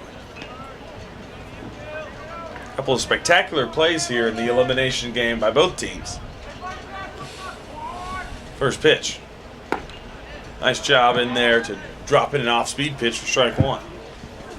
Coburn's got a nice cutter, slider. I don't know, can't tell from here, but he gets it over consistently. It's a nice second pitch. The 0-1. Down in the dirt. 1-1. Coburn's thrown a lot of innings here in this tournament. He threw about 2 or 3 in the elimination game, and then sat the Walters game, and now has thrown a significant amount here. Inside move, they got him. Here comes Campbell, as it looks like they'll have him in a rundown. Tough play. He's pretty quick as they get him for the second out of the inning. Just lack of execution there by Dyersburg State leads to another out. So no runners in scoring position for Diaz, as the Eagles, all they can do is shake their heads. Yeah, that was, I mean, you know, Campbell's got to know. I mean, he's in scoring position already. They're 2-1. I mean, he got himself way more aggressive on that than he needed to. And plus, you got to read the stretch and make sure the delivery's going to home before you start your aggressive secondary lead. So 1-1 to Diaz. Ground ball to shortstop. Etheridge fields it cleanly, throws over to first in time, and how an inning can change so quickly. So 3 up, 3 down for the Generals as the Eagles go down in order, and we will head to the 6th inning. Your score 2-1, Jackson State on top.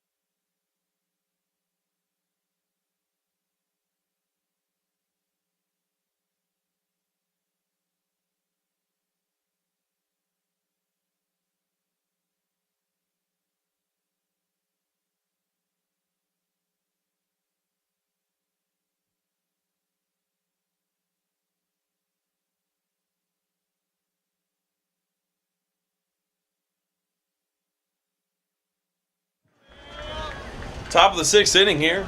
Jackson State at the plate. Will Harris in the batter's box. He stole a base already today. Going down in the dirt, ball 1. He singled, stole a base, ended up scoring. It was nice fundamental baseball there by Coach Malik and the Generals. 1-0. Swing and a miss, strike 1.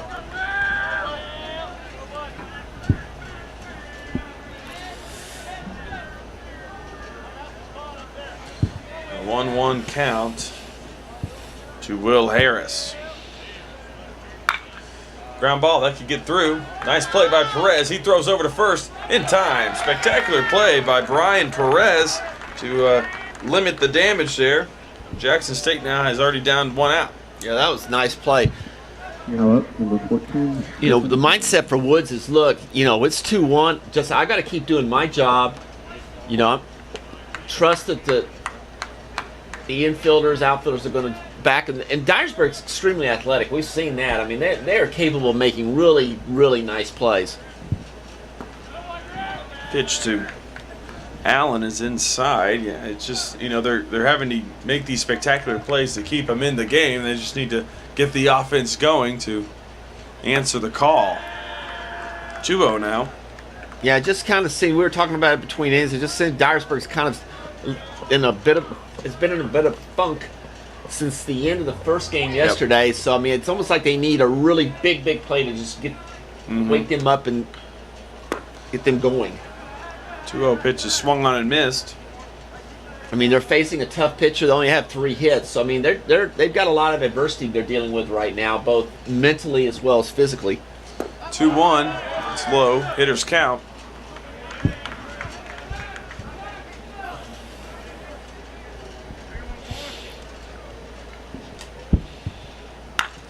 That's popped straight up. That should be an easy play for Diaz. As he reels it in for the second out of the inning. You see the extra squeeze on the glove there by Diaz? And he kept his hat on this time. Yeah. Now up, number 10. He's making sure. Gotta credit him for that. That'll bring up Bailey Etheridge. He's 0 for 2 today.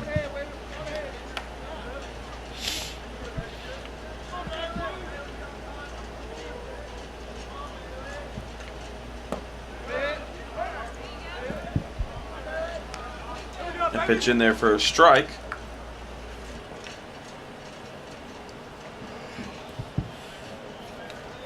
The 0-1. That's popped up. Watch out, fans. That's coming to you. Heads up. 0-2.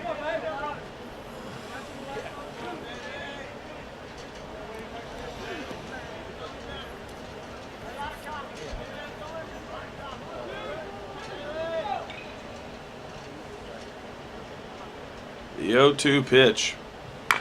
Ground to third base. That's foul.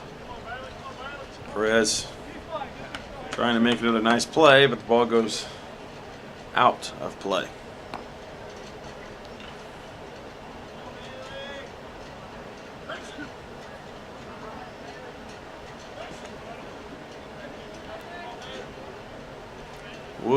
Woods from the windup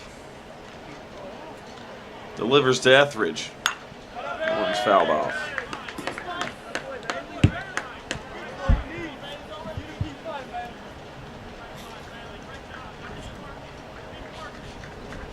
Oh, 2 outs, nobody on. 2-1 to score for Bailey Etheridge.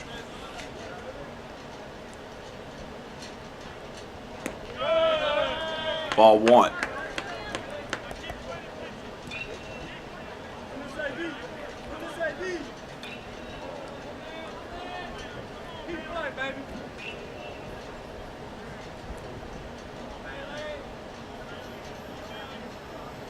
The 1-2. Tried to get him to bite. Wasn't nibbling. 2-2. Dyersburg sporting 1 player on the first team all TCCAA. That'd be Reed Smith out in center field. Out, swung on and missed. Strike 3. So that's 3 outs. 3 up, 3 down for the Dyersburg State Eagles. They get the Generals swinging on that last pitch. Now we'll head to the bottom of the 6th inning. Your score still 2-1. Jackson on top.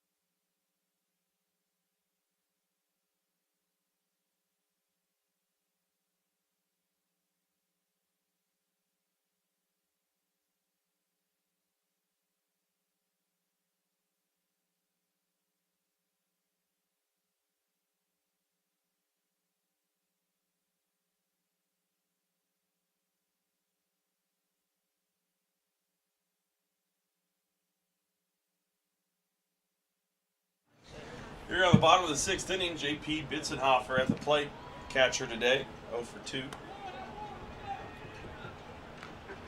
As he takes the first pitch for a ball. So Dyersburg State still down 1 run as this game's moving towards the end. Only 3 hits on the day. Coburn's done a nice job of limiting the damage.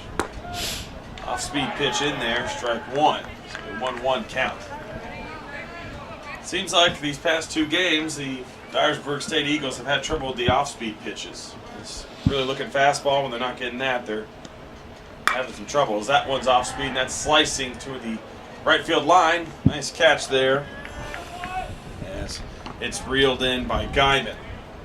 So 1 down. Now up, number 12. And that'll bring up Spencer Yankel. Yankel walked and grounded out to second today. All the way to third base, unable to score back in the 4th inning.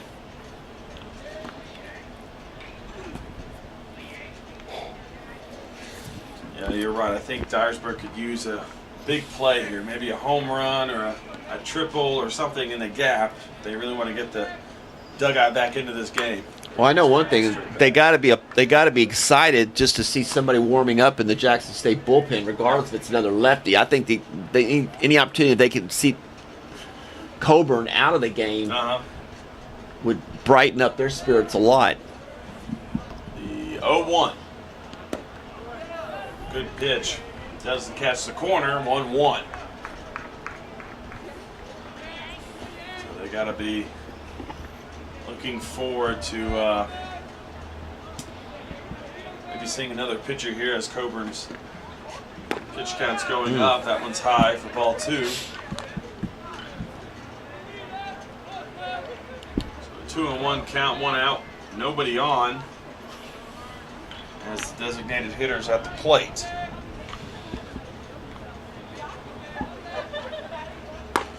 That was a mighty hack. He saw fastball and was swinging. 2-2.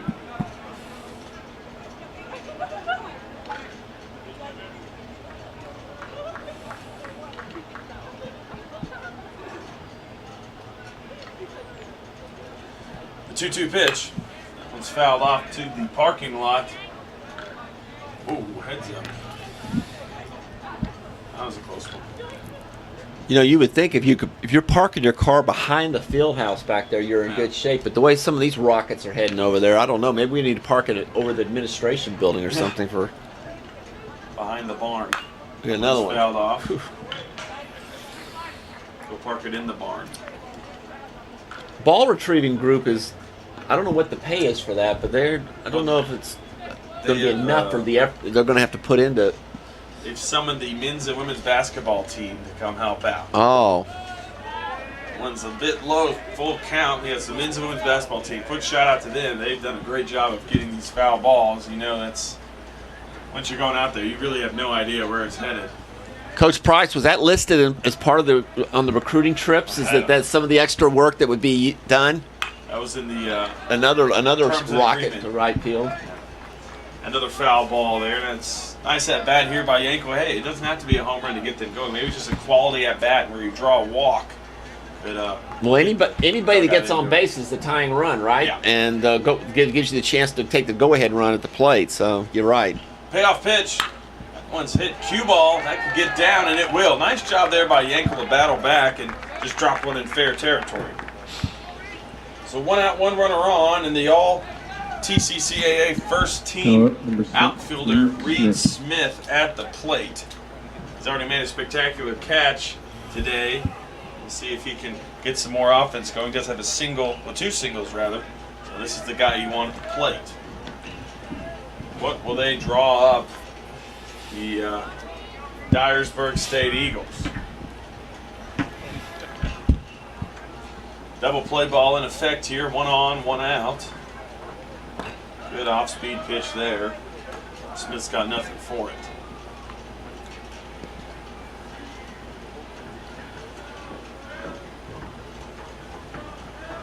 Oh, 1. Coburn's pitch. It's high, ball 1.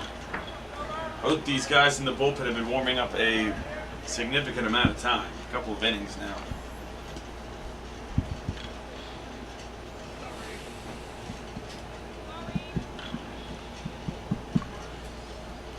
One count, 1 out. One's in there, strike 2. Good pitch. This would be a big out for Jackson State, as it would bring up Ladarius Williams, who's 0 for 2 on the day. So 1-2 count. Eagles looking for some offense. They could find a gap. It's hit high in the air. A little bit up, a little under. Bailey's getting under it. He tracks it down and grabs it for the second out. We've seen Bailey utilize that arm here a couple of times, and he gets it in the infield. So 2 outs, runner on first base. That brings up Ladarius Williams, calling upon that their first baseman to get some offense here. Maybe get a base hit, move some runners along. Seems like whenever there's been a situation of dire consequence for Dyersburg State, it's been towards the bottom of the order.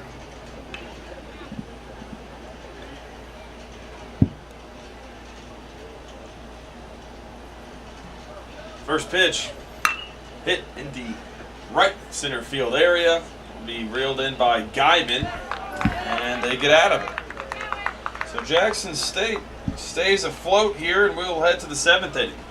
2-1 your score, Jackson State on top.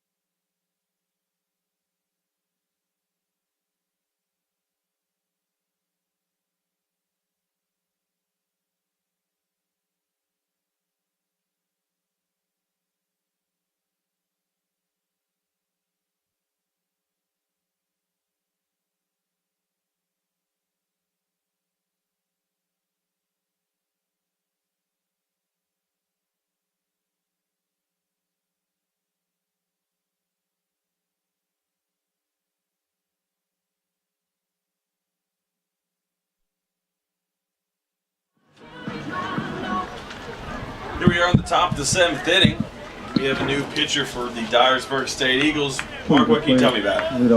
Well, we got number 34, Will Nash. We saw Will briefly yesterday in relief. He's a freshman from Palestine High School. He's thrown 25 innings this year, just over 3.8 ERA, 18 appearances in the year with a 3-1 record. You'll face the leadoff hitter for the Generals and Ian Bibaloni. First pitch to him, high and inside, ball 1. So we saw Nash warming up for a significant amount of time over there in the Eagles pen, and leaves. That one's in there for a strike, as Woods leaves on the hook for the loss right now. Bibaloni on the day walked, singled, and flew out to right, and that one is foul. Wow, that was a close one. If that's fair, that's definitely at least a double. Now a 1-2 count. Who says football's a game of inches? Yeah, many games of tournaments and championships have been won or lost between the inches around those white lines going down each right field and left field. 1-2 pitch, way outside and high, ball 2. Only in the 7th inning here. It's been a relatively quick game, a lot of zeros on the scoreboard, but it Hasn't seemed that quick. A lot of runners, a lot of walks. 2-2. Inside, 3-2. Almost feels like every at-bat goes to a 3-2 count. 7 hits for the Generals today, only 4 for Dyersburg. The payoff. Chopper, that's a big league chop. McCutcheon gets behind it, fields it cleanly, throws over to first. In time. Nice play by McCutcheon. That's not easy with Bibaloni running. He looked so smooth feeling that ground ball, like he wasn't rushed at all. Come to the plate, number 9, DJ Wright. Now McCutcheon's a smooth fielding infielder. He's really had a good tournament, shown some flashes with the glove and some really nice hits with the bat as well. Here's DJ Wright, 1 for 3 with 2 strikeouts, but does have a double on the day. This pitch rides inside, that's a ball. It's DJ Wright, the usual go-to pitcher for the Generals, at least statistically. 1-0. One's fouled off. We haven't seen him yet on the mound this week. If the Generals do happen to advance, wouldn't be surprised if he was the guy going in tomorrow's matchup. A 1-1 count, 1 out, nobody on. Outside corner, strike 2. Right, as we said earlier, 10 home runs, 41 runs batted in, so he's the guy they lean on in terms of run production. 1-2, almost got the corner. 2-2, evens the count. Assistant coach having a chat with the catcher, maybe more intended with the umpire. As we call time here, let the catcher or the hitter get readjusted.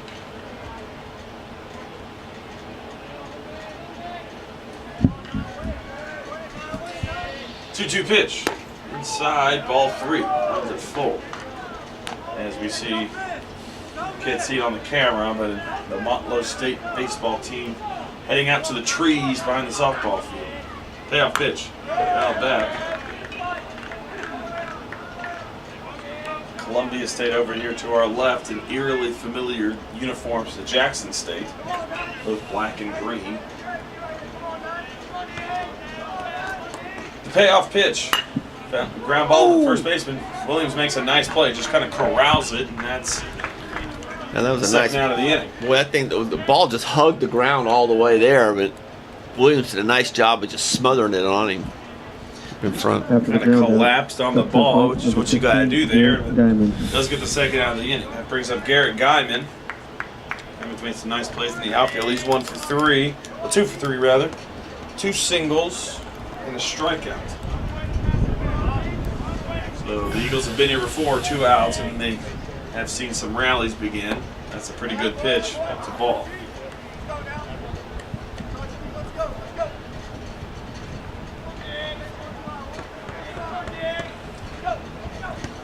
One up. Down to the dirt. Ball 2.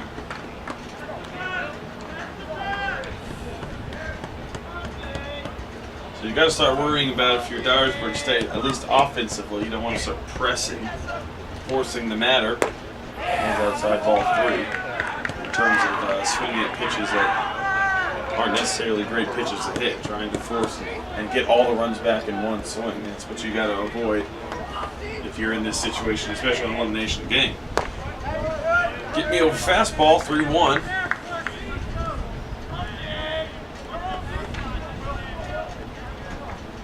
Loser of this game goes home. Winner goes on to play the loser of the game later today. That one in there, strike 2. Run a full count. They'll play the loser of the Vol State Chattanooga State game. That's the 7:30 late game today. That'll be game 8 of the tournament.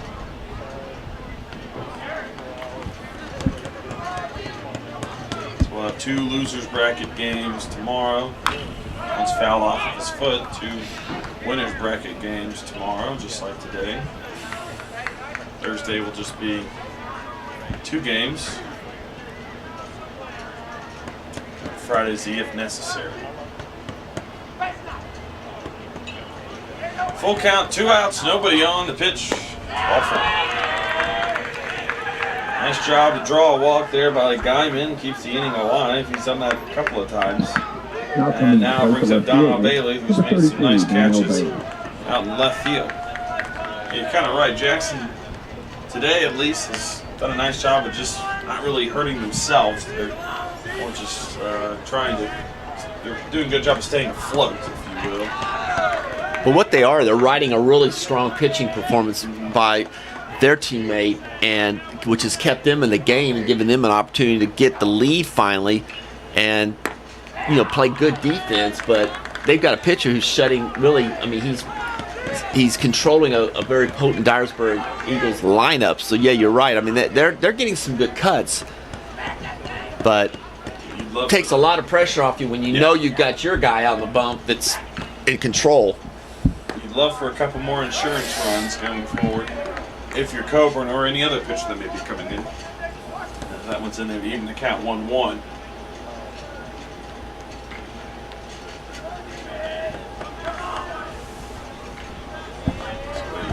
Count, 2 outs, 1 runner on first. Now Bailey. Nash delivers an outside corner strike. Yeah, Nash is working him to the outside. I mean, Bailey's obviously wants the ball middle in, and he's not getting it, and it's it's frustrating for him, but he's not going to bite at it.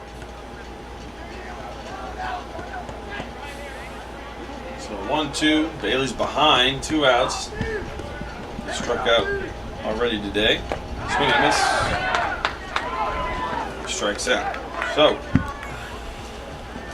Dyersburg will head into the dugout with a still trailing only 1 run. He headed to the bottom of the 7th inning. They'll get the bats going. Stay tuned.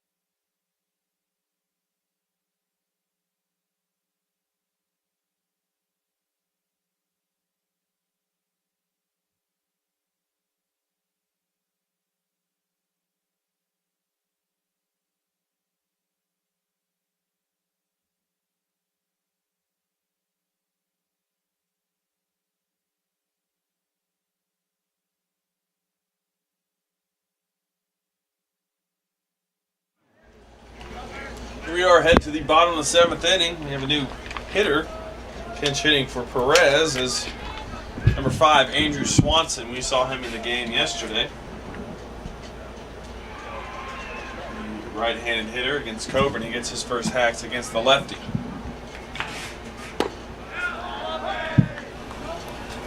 What's in there for a strike?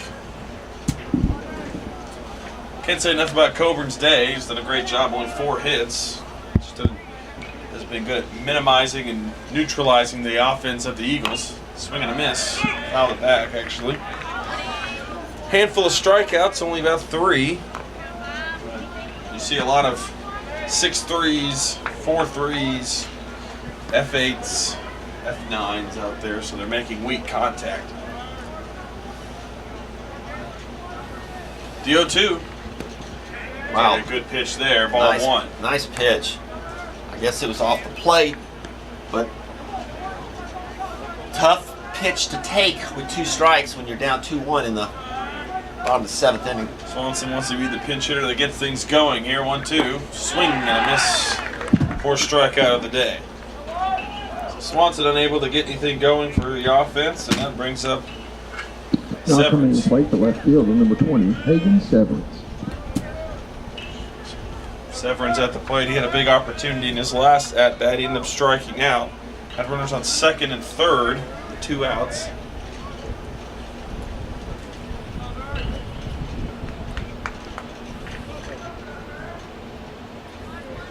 First pitch to Hagen. Nice pitch off speed. Strike 1.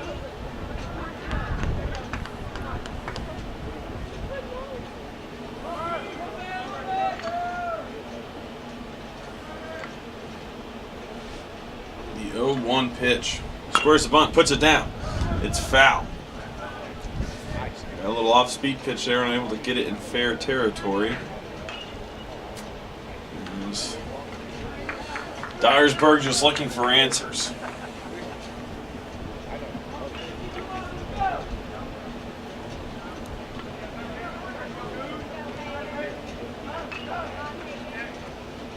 On the season, Dyersburg ended in conference 16-10. That was good for 4th, while Jackson was 8-19 in conference play. The 0-2, check swing, foul ball.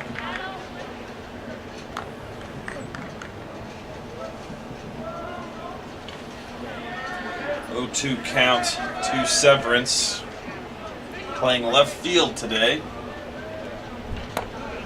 It's high for ball 1.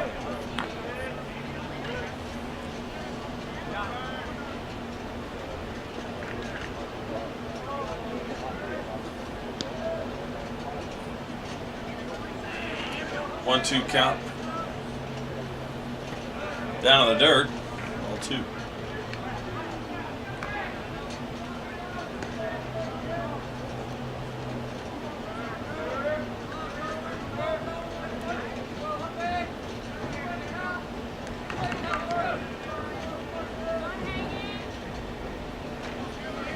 Coburn rubs some dirt on his hands and delivers. Ground ball, that gets to the 5-hole. 1 out single here by Severance, and Dyersburg's got another base runner. Well, we got the 9-hole hitter Campbell back up, so we're going to roll over again to the top of the order shortly. But let's keep an eye on Severance here, and let's see if Dyersburg is going to think about rolling the dice. We don't really know yet what kind of bat control Mr. Campbell has since he walked the last time, but got to start thinking about trying things here. Severance has 10 stolen bases on the season, only been caught once. You know Campbell's got some speed, so we'll see what Dyersburg wants to draw. I don't think Coburn hasn't shown us the ability where you're going to sit and string together 2-3 hits in a row at this point. So they got to obviously get Severance to scoring position. The question is if they're going to try to do it through a hit and run or a straight steal. 1-1 count to Kerry Campbell. That's way outside, ball 2. Allen came up looking like he wanted to throw. I know they're watching Coburn close on the Jackson bench. He's thrown a lot of pitches, and he threw a couple days ago, but I know that I think they're going to try to obviously ride him as long as they can, hoping he can have a short inning here. 2-1. It's a fly ball. That could be trouble if it stays in fair territory. It does not. Nice effort there by Guyman, just unable to come up with it. But I'll tell you what, that was close to being fair. Covered a lot of ground at Garrett Guyman.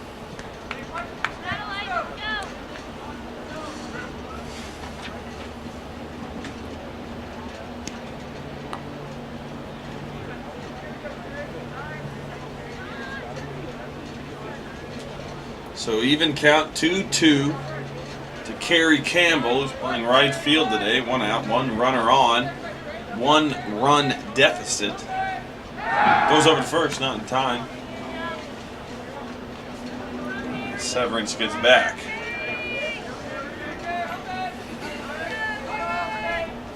Dyersburg only held to 5 hits today. Coburn's done a nice job ever since we've seen him out of the pen. He's done a good job of getting outs, and that one's just low for a full count now. Runner might be off here with 1 out, full count. Trying to stay out of the double play here. Might be, we'll watch Severance here. 3-2 pitch. Nope. That'll get down to the right field. Nice piece of hitting there by Campbell. And the runner will stay at second and first, and so he goes opposite field to move the runner along and score in position with 1 out. Good job by Campbell. Half swing, do what you need to do with the lefty that's probably got a fastball tailing away. So now we're going to have a discussion here at the mound. Back-to-back single, brings the plate. And on first and second and 1 out. Blake McCutcheon. There's a decision to be made here for Jackson. Do they grab somebody else to start throwing, or do they roll with Coburn, who's gotten them here, at least in this game, to a 1-run game?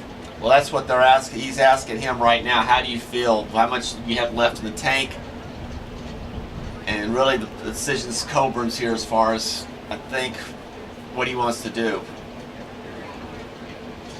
Like you said, he's thrown a lot of pitches here today, so it'll be interesting to see what Jackson elects to do.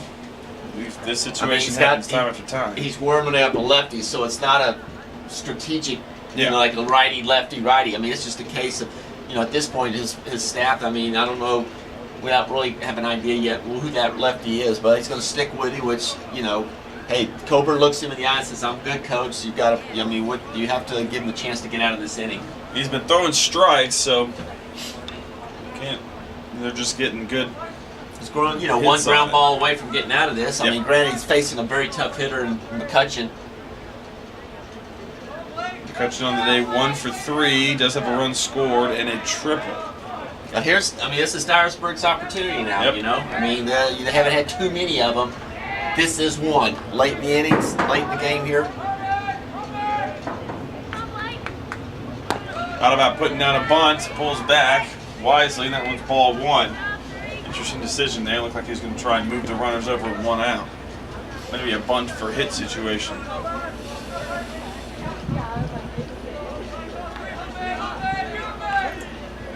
The 1-0. Fouled off. Heads up, Columbia. So 1-1 the count to Blake McCutcheon, just a freshman.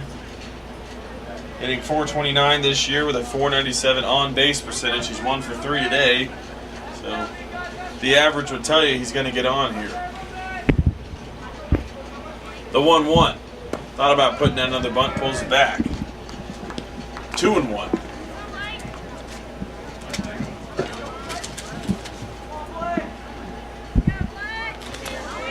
Late in the season, late in the game.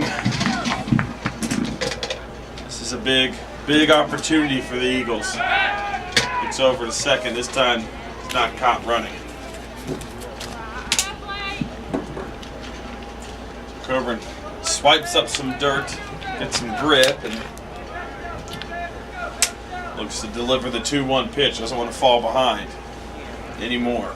Scores a bunt down, gets it right back to Coburn. He fields it somewhat cleanly, looks to go to first. He's not going to be in time. The bases are loaded. He was caught between third base, bobbling the ball in first, unable to get anybody. And now Diaz up to the plate. Yeah, he was a little slow getting off the mound there. By the time he got it in the corner of his eye, I think he was still thinking about going to third, which really wasn't going to happen. And by the time he did that, McCutcheon, his speed was too late. Didn't get him, so. Wasn't a perfect bunt, but it was good enough to get McCutcheon to first. And like you said, right when he decided to glance over at third and bobble it a little bit, McCutcheon was safe. Diaz at the plate. Does have an RBI today. Only run scored by Dyersburg State, but he's got 1 out. A double play could end this threat, but a fly ball could tie it up. Coburn's first pitch. Mighty hack at that. Strike 1. Yep. Jackson State's playing back in the middle. It's going to be a tough double play with Diaz. It's going to have to take a really hard hit ground ball right at either the shortstop or second base, but they're going to go for the double play, hope, and give up a run. Worst case is they come out with a tie, but even third base is not playing really in, but he's got a strong arm, so. Diaz looking to make contact here. Just put the ball in play. Nice pitch, off speed inside corner. Strike 2. I mean, it's obvious to say, but Diaz has got to cover the plate here. He can't have a strikeout. Strikeout would be a big substantial hit to Dyersburg. The 0-2. Swinging a ground ball to first baseman. He knocks it down, but he's not going to be able to pick it up. Diaz will be safe at first, and a run is scored. Tie game. 2-2 as Diaz hits it hard in play. Harris unable to make the play. And now it's 2-2 with the bases still loaded and 1 out. Yeah, nice try by Harris. That was just a stab. Ball was hit really hard. Now coming to the plate. But it did prevent that third run from coming in. So, same situation we just got through talking about. Bases loaded, 1 out. Bitzenhofer up.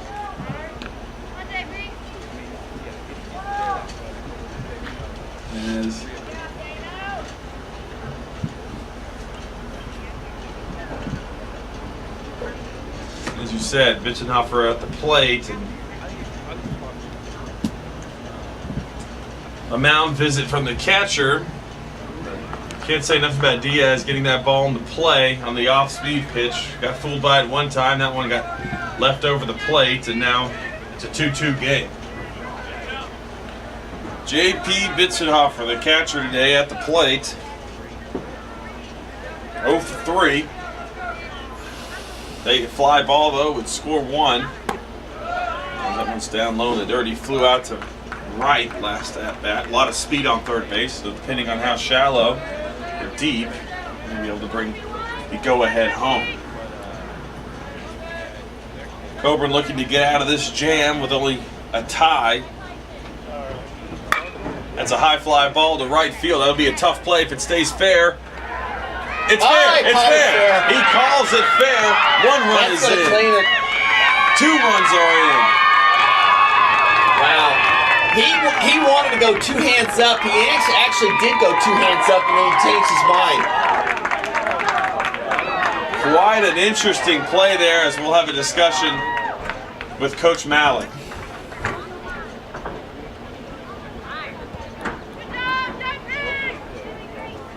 Yes. As of now, he's got a double, 2 RBIs, but yeah, you're exactly right. The umpire puts his hands up, started to put them up. He started to show it, yeah, and it's like...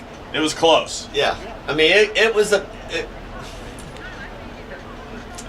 That's why you see those umpires holding their hands on their knees before they make that call. They don't want to get caught in between, but he calls it fair. It's 4-2. Dyersburg on top. Now Coburn, you got to start wondering what he's got left.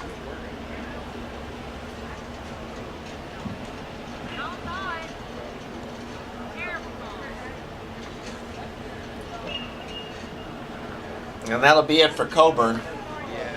Yes, it looks like we'll Unfortunate for him, he threw a whale of a game. We'll get you the information of the new starting pitcher here after this break.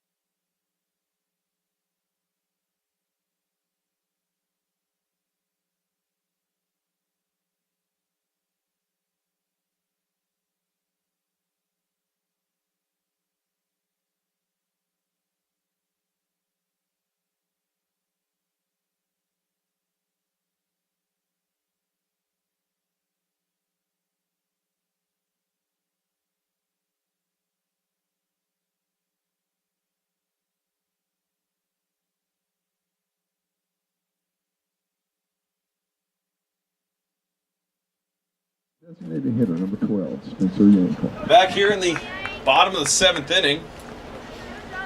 Your score now 4-2. New pitcher for Jackson State. Mark, what can you tell me about it? That's number 25, Spencer Woods.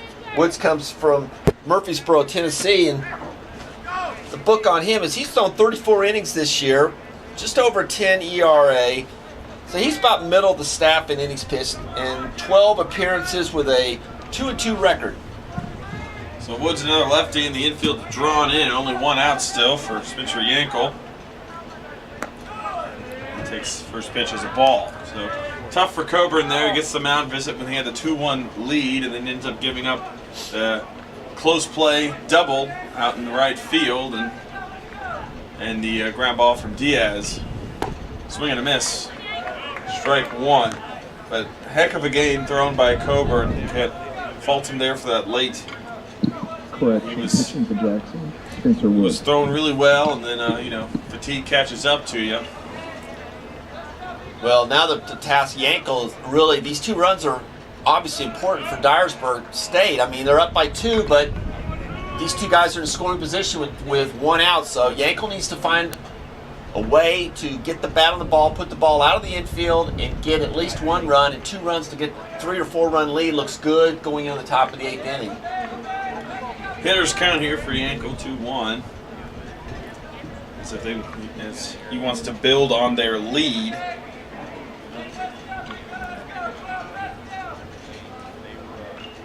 The 2-1. Good pitch there, 2-2. And there's some people warming up in the Dyersburg pen. Nash has been sitting quite a long time. Dyersburg will be the first to tell you how easy it can be to lose big leads in late innings, right? Exactly. So we're about that point where all this craziness happened for them last night. About or 7, 8, yesterday afternoon. 9. 7, 8, 9 was 1 run, 2 run, 3 runs were allowed. There's some discussion over in the Dyersburg dugout. 2-2.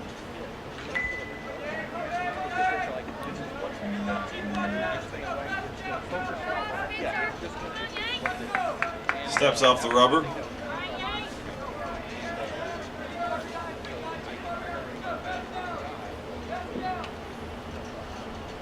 The even count. The pitch. Foul ball. Almost made a play on it. It's the first base coach. He reached for that ball, just try to hit it hard, like right down the first baseline past Harris, but just a little bit too far foul. It's similar to what Campbell and Diaz did in their at-bats.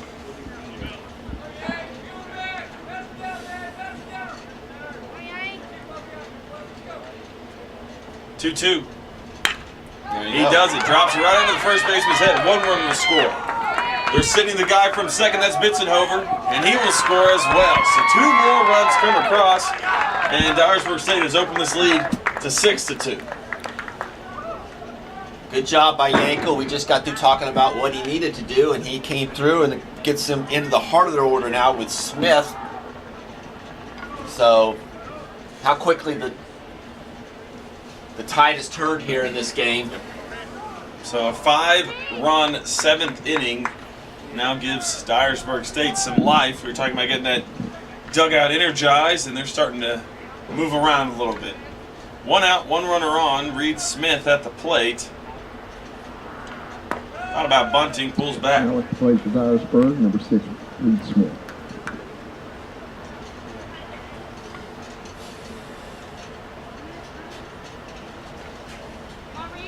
Reed Smith, the 1-0 pitch. Inside corner, strike 1.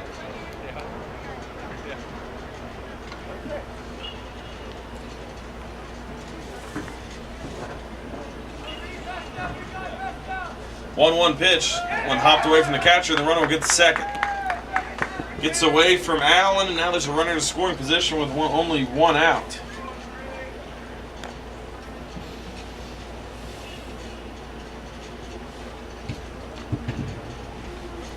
One count, 1 out, 1 runner on. The double play ball is now not in effect.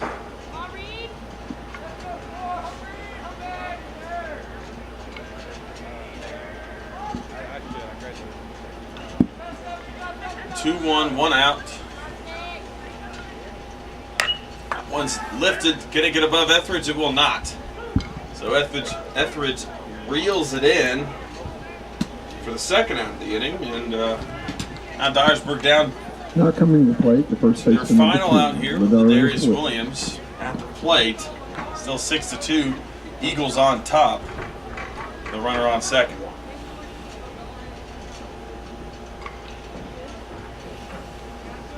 Williams flew out last time to right field. Nice pitch there. Drops in for strike one.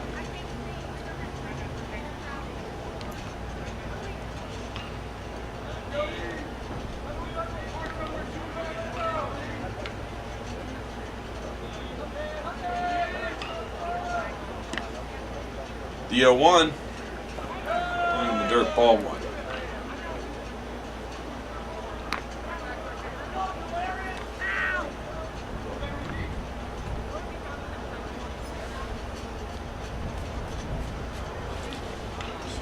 One count, 2 outs, 1 runner on.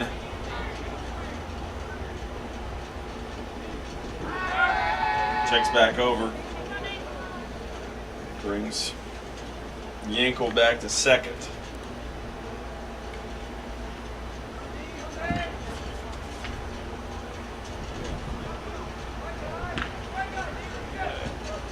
One count to Williams. Nice pitch there. Strike two.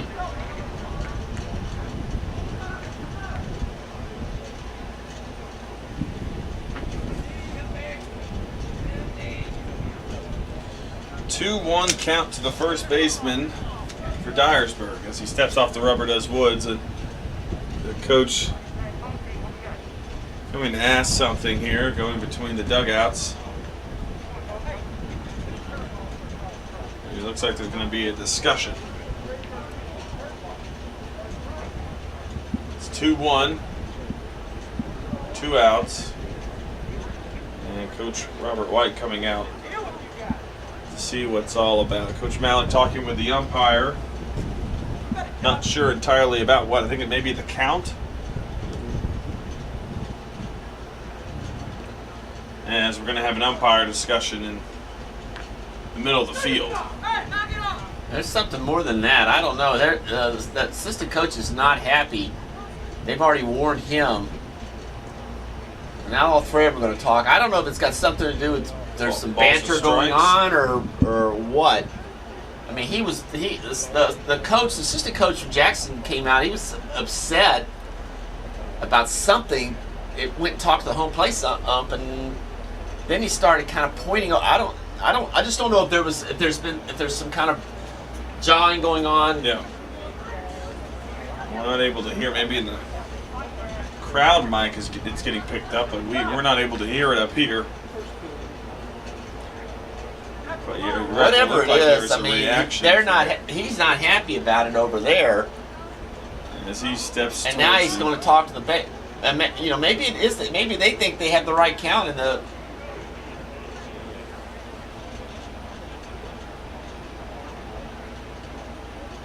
Not sure. It looked like when he said something, it looked like there was a reaction from the Dyersburg State dugout, but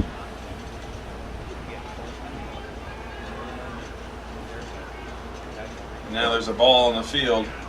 And we have a Motlow player. They're not ready to play yet. We're not that game isn't starting till 1 o'clock. As he jumps back over the fence. Yeah. All right, we think it's a 2-1 count. Maybe it's 1-2. Can't really tell. But there are 2 outs, and there is a runner on second, and this is Ladarius Williams. So the pitch. Down in the dirt, 3-1. So a hitter's count to the first baseman.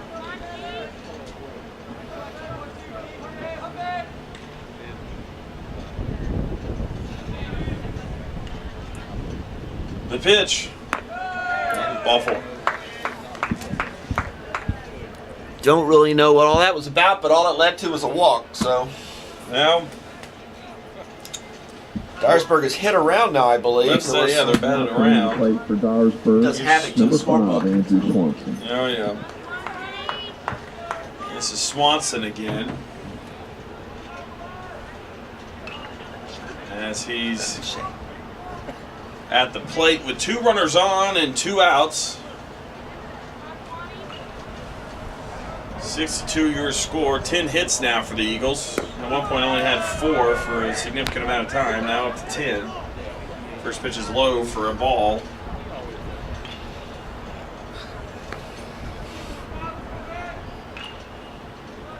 One 0 count from Woods to Swanson. He goes back to second.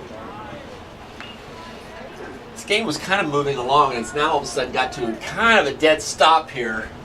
There's some stalling going on. Strategery at its best. And so Dyersburg's trying to add a lot of timeouts. Yeah. A lot of timeouts.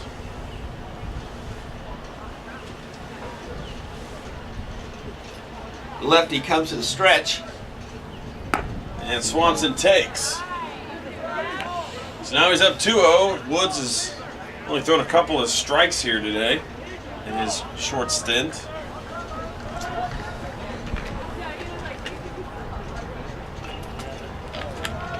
Two 2-0 count to Swanson. He may have a green light here. And he swung like he did. That's got to be. Foul it It's off. frustrating at Jackson State, and that might have some part to do with what's boiling over there. Is that you kind of feel like you've had your finger plugged on the crack in the dam. You know you're holding off a very strong hitting Dyersburg State team. You had a great outing by a pitcher, and it just all of a sudden it just kept building up, and then a couple 3 hard hits break the game open a little bit here, Yep. and it's. Boils over, if you will. 2-2 now to Swanson. He's fouled off the last 2 pitches. And of course, you add that up with this being an elimination game. Yes. And then you just season's over. if you multiplies. lose.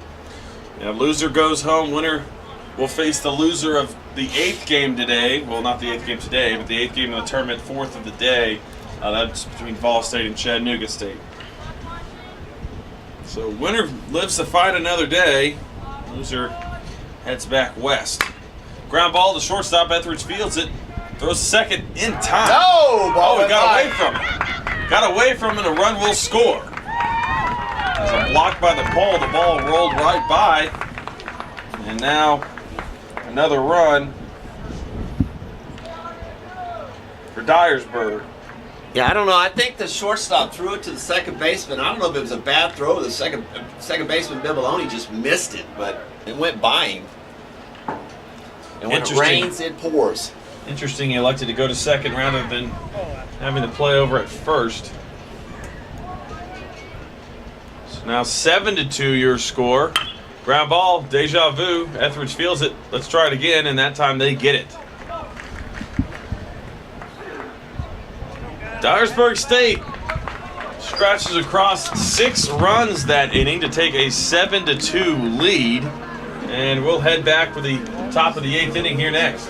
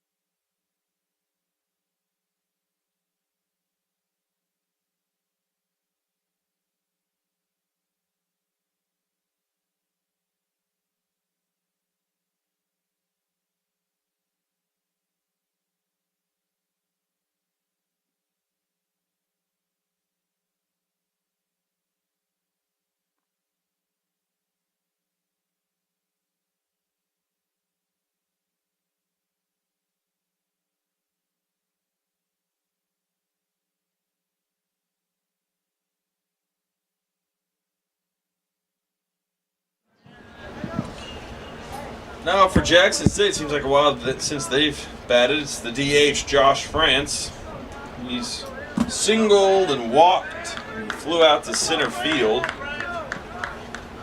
The DH looking to get the offense going. Now down 5 runs. Swing and a miss from Nash. Nash has got to be pretty comfortable up there now. Yeah, he's just, mindset now is just throw strikes. And for the mindset of Jackson, it's just building up one break at a time. You got to get base runners. Home run doesn't make any difference other than a run. So Francis, you got to get just station to station. If you have to build up some runners where you can just start clicking some numbers. But yes, Nash just needs to throw strikes. Chip away, up 0-2, swing and a miss. That's what you want to do. 3 strikes and 3 pitches. Down goes France. Now Mike Kahn at the plate. Center fielder, number 7. He's playing center today.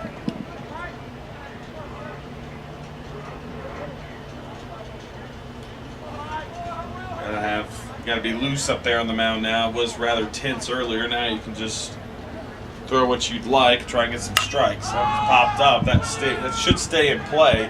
We'll see where Williams wants it. He reels it in for the second out of the inning. So 4 pitches and he's got 2 outs. Now Harris up to the plate. Foul brings to the plate the first Jackson, if they're going to want to to try and climb back into this game, they're going to have to chip away as much as they can with some walks and some hits.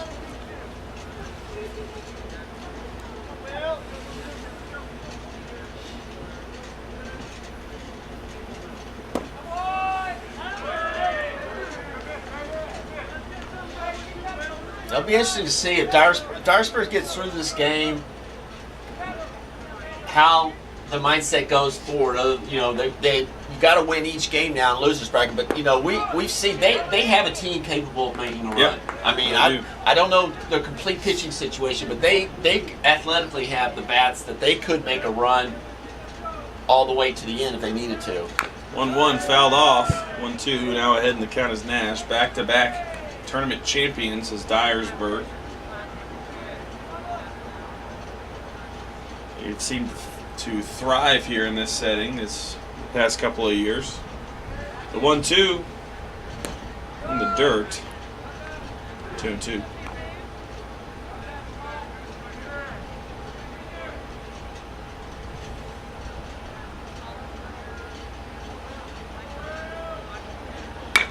Ground ball, shortstop. McCutcheon fields it smoothly, throws the first in time. 3 up, 3 down. We'll head to the bottom of the inning. Stay tuned. 7-2. Eagles on top.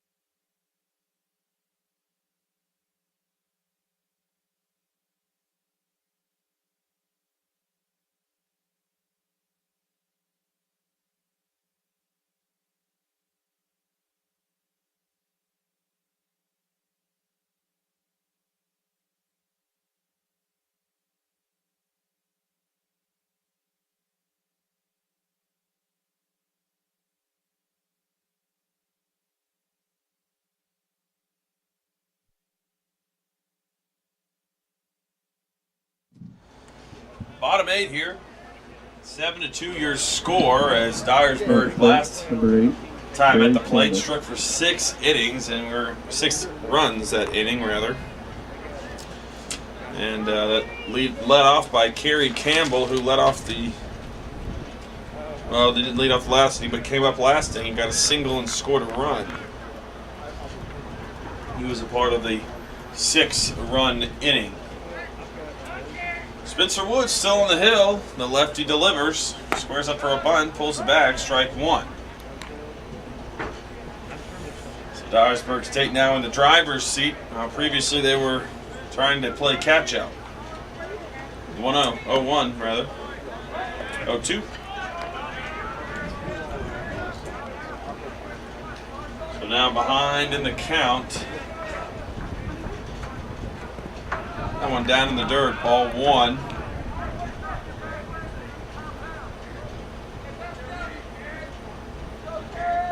One, two. Foul ball. Keeps the count the same. Coming up next after this game, be between another loser's bracket game, Columbia State versus Motlow State. That's a clash of another middle portion of Tennessee. Couple of contrasting styles in play. The 1-2. Ground ball to shortstop. Etheridge fields it. Throws it first. It's going to be a tough play. He got it. That's the second time. Wow. Campbell's been thrown out at first on a bang play. I mean, Dyersburg's up 5, but you just got to put your head down. I mean, that he's been bang twice now. Where, quite frankly, I don't think that was the right call. We'll go to the leadoff hitter, Blake McCutcheon.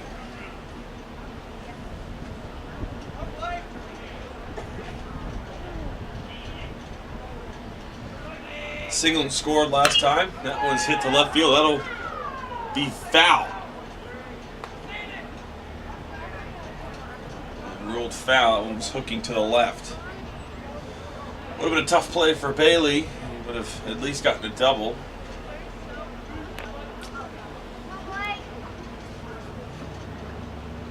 Now he's down 0-1 with one out.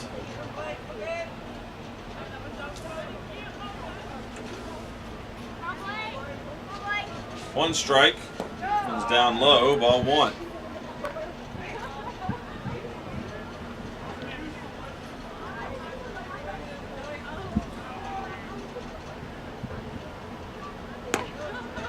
One, two, one out.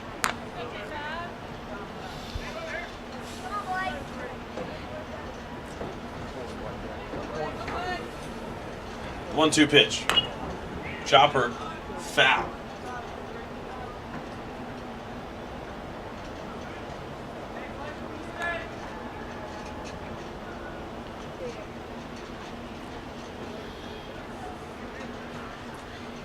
How's our Twitter handling today? Are we getting a boost in membership? We'll go look at the following. Here's after the 1-2 pitch. That one's fouled back. We started, I think, what was that? Sunday at 30. We've climbed up to now 86. Folks, if you can't stay on the YouTube, you can follow us on Twitter at TCCAA Region 7 BSB. You'll get the live and updates at the end of the half innings. That's another foul ball. 86 followers. That's excellent there. I'd say I lean on Twitter quite a bit. I Yep. mean, it's great when you can update it every half inning, where you can literally know at any moment what the progress of a game is. and you can set it to be a notification on your phone. Ground ball to Etheridge as he fields it cleanly, throws the first in time for the second out of the inning. You can set it to be a notification that every time we send out a tweet, it goes to your phone. So similar to a text, it notifies you that way, so you can keep up to date with that. Now up to bat, number 4, Bano Diaz. That brings up Diaz. He singled last at bat. Ended up scoring a run. Hit that ground ball to Harris. That was tough to play. 2 outs here. Bottom 8. The pitch. That was a hack. He missed. 0-1.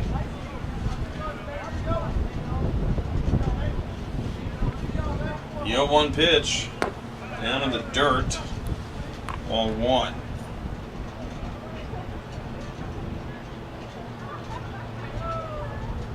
The 1-1. In there, strike 2.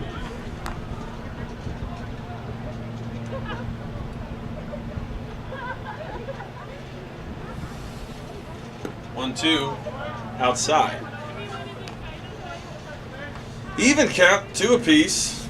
2 outs, nobody on. 5-run lead for the Eagles. That one's high, now it's full.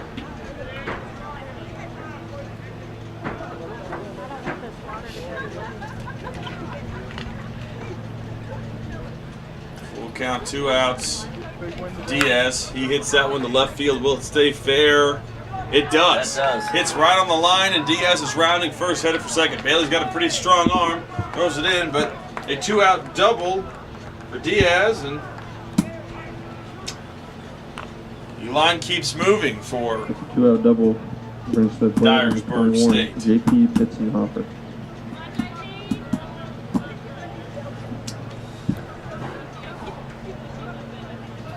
I'll bring up JP Bitzenhofer. He had the clutch hit last inning. He dropped it on the foul line to give the Eagles bust open that lead. It was actually, the umpire slightly lifted his hands and pointed fair. Is in there for a strike.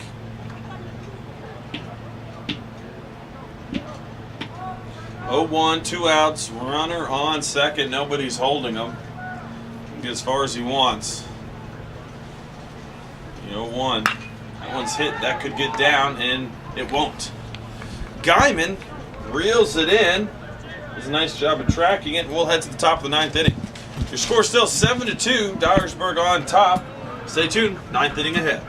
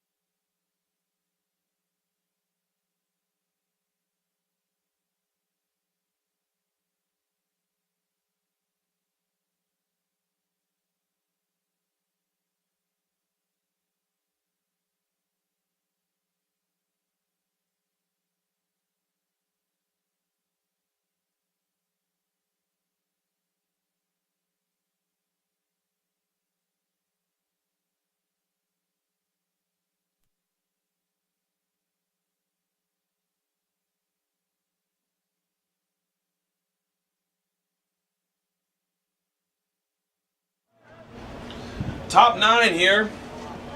Griffin Allen at the plate for Jackson State. They have 3 outs left in their season unless they can get 5 runs to tie.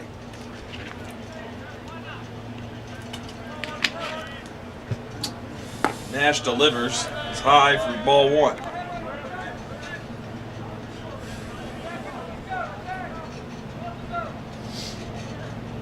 Swing and a miss. Strike 1. Every at-bat so crucial here for the Generals in this last inning. Haven't scored since the 4th where they put up 2 runs. Swing and a miss again, strike 2.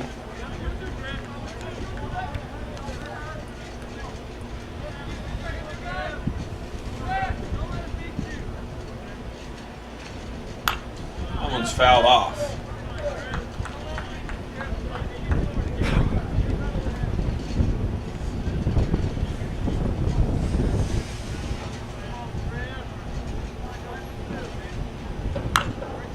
Popped him up. Is that going to get near the press box, and will get over us?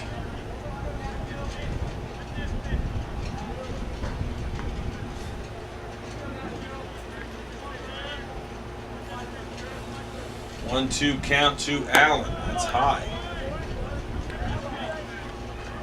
It's a wonder what a 5-run cushion will do to a pitcher as he's trying to deliver here. You're way more confident up there. Strike 3 there, Mason. That one's called strike 3. Now down to 2 outs as Allen's caught looking. Now up to bat, number 10, Bailey Etheridge. If I bring up Etheridge, the shortstop today, he's 0 for 3. Fielder's choice, line out to left, and a strikeout. First pitch is a ball.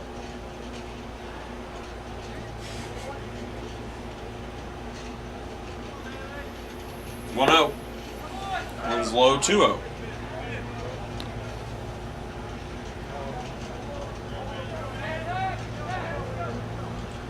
Count, 1 out.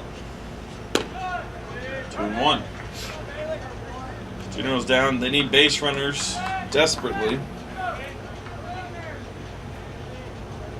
2-1. Swing and a miss. That got away. May have clipped JP a little bit.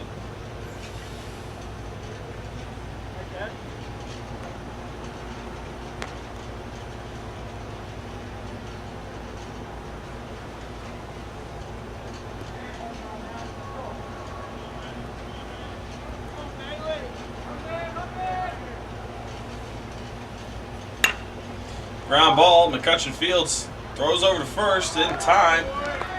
2 down. 1 more out in this ball game.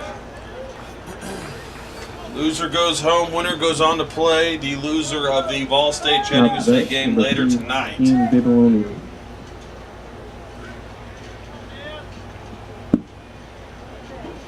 It'll be Ian Bibaloni, the leadoff hitter. He's been on base twice today.